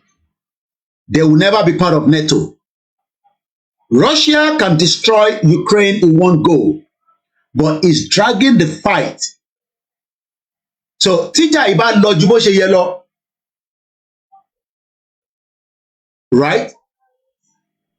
If this fight tó ń lọ lọ́wọ́lọ́wọ́ yìí tó bá trigger nǹkan kan pẹ̀lú Russia, the last hope ti Russia ní nuclear arsenal, and he has a lot. So let's continue to watch this video. I'm coming. Im Kriegsfall ist es eben auch so. NATO has direct access to strategic. Did you see that? Ṣẹ́ni pé èdè lárábìnrin yìí sọ because she does not believe in English. English is not a language. Dr. Sarah, according to the name, a German expert on Russia.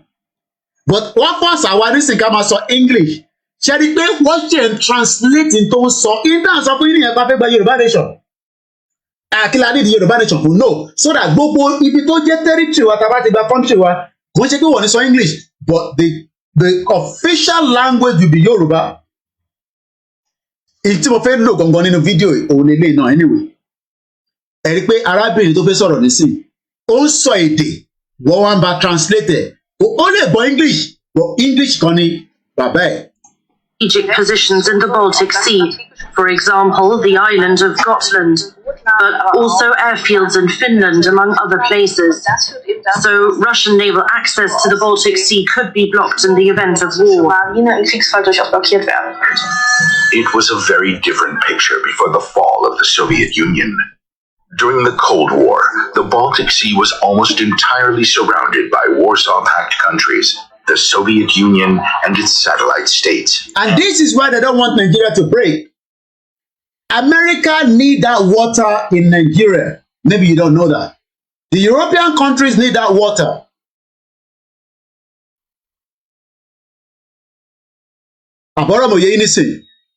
They need that water.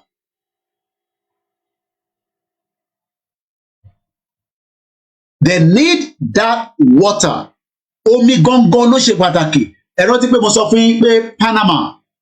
Yeah, is it Panama? I was going to show you that. Let me see if I have enough time left. No, I don't have enough time. I only have 10 minutes. So let me just play 1 more minute of this video. We'll come out of it because I got to go now. And by the neutral states of Finland and Sweden. It was a position of power which Putin appears to want back. But today Today, the de facto balance of power on the world's oceans is undeniable. NATO has 16 aircraft carriers. Russia has 1. NATO has 13 helicopter carriers. Russia has none. NATO has 135 frigates. Russia has 11. NATO has over 2,000 military ships under its command. Russia has just under 600. But Russia's underwater... This is where I want us to listen to. But Russia underwater capability. What people go wonder. Russia. Why do you think they need our waterways? Our waterways is important to the West. If you lose your waterway, that's the end of your territory. You no longer own that territory. You are just a citizen of that territory. Russia has the capabilities and they are formidable. They can destroy all European countries under the water. Water capabilities are formidable. The country has more than... The country has more than 40 nuclear power submarine. 40 nuclear power submarine. No one over Russia. 40 nuclear powered submarines. Around 10. And around 10 are armed with nuclear weapons. And they are moving every now and then underneath the water. Ejek America, our European country, Ejek Koshi, Intercomashi. And you will see whether Russia will use it. Armed with nuclear weapons. Russian leadership thinks of Russia as of superpower. And this guy as well is a Russian security that have to go out of Russia on exile in Germany for his own life. Only reason why it can be considered to be a superpower is the fact that its nuclear arsenal is biggest of... Did you hear that? The biggest arsenal, Russia have it. Full except for the United States. Apart from the United States. So I'm going to leave that video, at least you've had a bit of understanding of why I wanted to show you that and share that. I did talk about it at the beginning. I am just about 7 minutes to the end of my program. I hope you've enjoyed the time spent with me.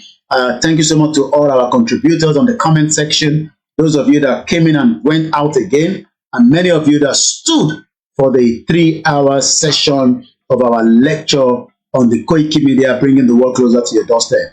Yoruba Nation is non-negotiable. Yoruba Nation is the best. As Nigeria corrupt politician, would love to keep you together. Moki gbogbo ẹ̀yin tí ẹ fetí sílẹ̀ tí ẹ bá wa gbọ́ ní alẹ́ yìí. Mo wá kí gbogbo ẹ̀yin bàbá wa tí ẹ ń bẹ káàkiri gbogbo ibi tí ẹ bá wà. All the elders of Yoruba, we greet you. All our kings, we say aki gbogbo àwọn kábíyèsí. But one thing is, yes, we must continue to find, a solution to this campaign, especially as more of our elite are thinking that they can work with Nigeria, new government, maybe for good reasons, or maybe just because some of them wants to make a bit of extra income, and that means they want to put their services. Yes, Tinubu will try to work and fix what he can fix in Nigeria for maximum 4 years to start with. By 2027, Tinubu will be coming out again to ask for your vote. I'll come back again, and after this, I'll be preparing to end my program.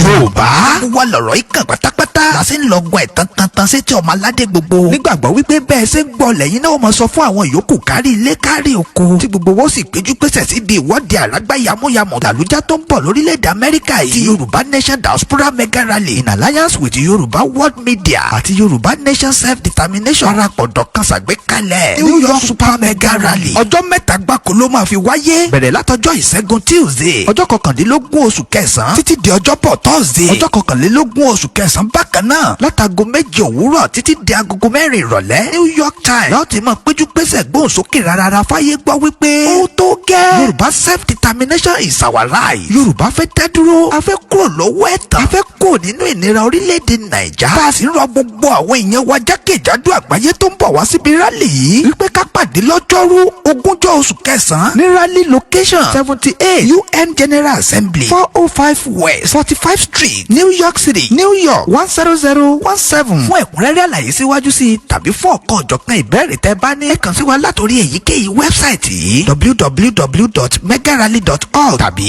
www.yorubaworldmedia.com ó sì lè jẹ́ www.ysdm.org. bákan náà ni ẹ lè pè tàbí kẹ́ fi àtẹ̀jíṣẹ́ sọwọ́ sí Prophet Ayọ̀délé Ológunlolúwa lórí +1 803 846 1116. Mrs. Jùmọ̀kẹ́ Ògúnlẹ́yẹ lórí +1 347 703 7819. Dr. Sabi lórí +447 440 715 542. Mr. Gani Alágbàlá lórí +1 713 875 3339. Koikimedia lórí +447 594 050 979. Ìyálóde YSDM lórí +447 442 177 677. Mr. Bíọ́dún Òjó lórí +1 347 301 8360. ẹ má gbàgbé wípé a fẹ́ kí gbogbo ènìyàn tó bọ̀ lágbàáyé ti wà ní sẹpẹ́sẹpẹ́ ní venue lọ́jọ́ Wednesday 20 oṣù kẹsàn-án lọ́jọ́ tó jẹ́ D-Day gan láti sọ fún gbogbo ayé wípé ó tó gẹ́. Come back into the program again. You can see there's still also, the Yoruba Nation Radio and TV that are asking us to also look into supporting, funding this particular project so that we can continue to have it, running from the groups that are now in charge of it as well. Urgent financial support, 500 Yoruba Omoluabis and friends are needed to make a minimum of $10 or more monthly subscription or donations for the Yoruba Nation campaign on the Yoruba Nation Radio and TV. For all the details, you can insert info@yorubanationradiotv.com, where they'll be able to give you more information as well. Also, tomorrow the Canada rally takes up as well. You can see right there, it's happening at the Toronto Dunbar Square. I'm sure if they were in Canada, you know where that particular venue will be. From 10 o'clock in the morning up to 3 p.m. local time, Canadian time, where that is also going to be coming up. As we are winding down from this part of the globe, I say thank you so much to every one of you that have joined me from every part of the globe. Once again, Yoruba Nation campaign is not dead yet. For those that are probably concerned, I've been talking about these two individuals. Those are their images right there, Bagudu and Bola Ahmed Tinubu. And on that note, Moki Guguale Konsipe Aku, the beginning of the new month. I have a very beautiful image that was sent to me.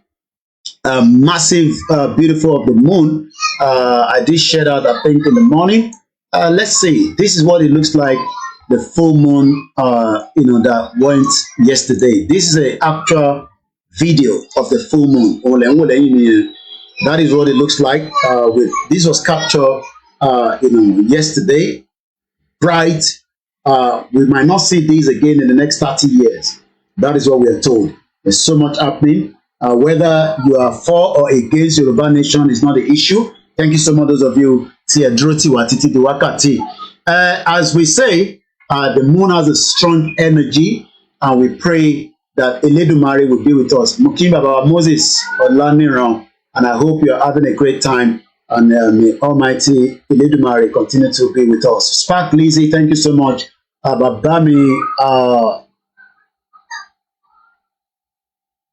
well, I mean, I'm not disputing that they don't have their own nuclear weapon, Mr. Olatunji Awofeso, but again, I don't think anyone wants to see a nuclear war happening. But Russia has more than the European countries, and I'm sure you know that very well. So I'm not going to argue on that. America and the Korean are only closer to Russia. So European countries do not have the nuclear warhead than Russia. Everybody knows that. So that's evidence of that. Once again, appreciation to those of you on our mixed LR, our quiet listeners that are out there. Comrade Plan B said people are not really tired of the oppression for now. Well, they'll probably be tired when they continue to go into hemorrhage. Comrade Plan B, thank you, Aki James. The mixed LR I've seen a lot of people say people have radio, and I laugh. Nobody has a radio. What radio means is that if you don't have the frequency to the radio, there's nothing called a radio. It's just an audio version. So when they say people have radio, you know, now on the radio, you know, radio means that you must have a frequency. Maybe, you know, some people don't understand what that means. Anyway, I gotta go now. Thank you so much. Once again, Igbowosha, we love you so much. Babakitoye, we love you. Moki, Dennis, the GR1 team, and the rest of different group. Iyajagu Moki, and everyone that has been part of the Yoruba Nation campaign. If I can't come out again tonight, like I said, just follow us on the Twitter, on the social media, which is where I do a lot of my conversation as well. And as I leave you in the hands of Eledumare, Olorun of Eledumare, whether they like it or not, Yoruba country will come in our lifetime. You might disagree with me, that is your own cup of tea, but I know that in the 25 years I've lived in UK, 3 countries have managed to have their own independence. And on that note, the moon behind me will bright in Yoruba land. Yoruba land will be safe, but we must be the one to work to protect it from those monsters from the West, the European countries that are ready to suck the blood of every single one of us. Bye for now.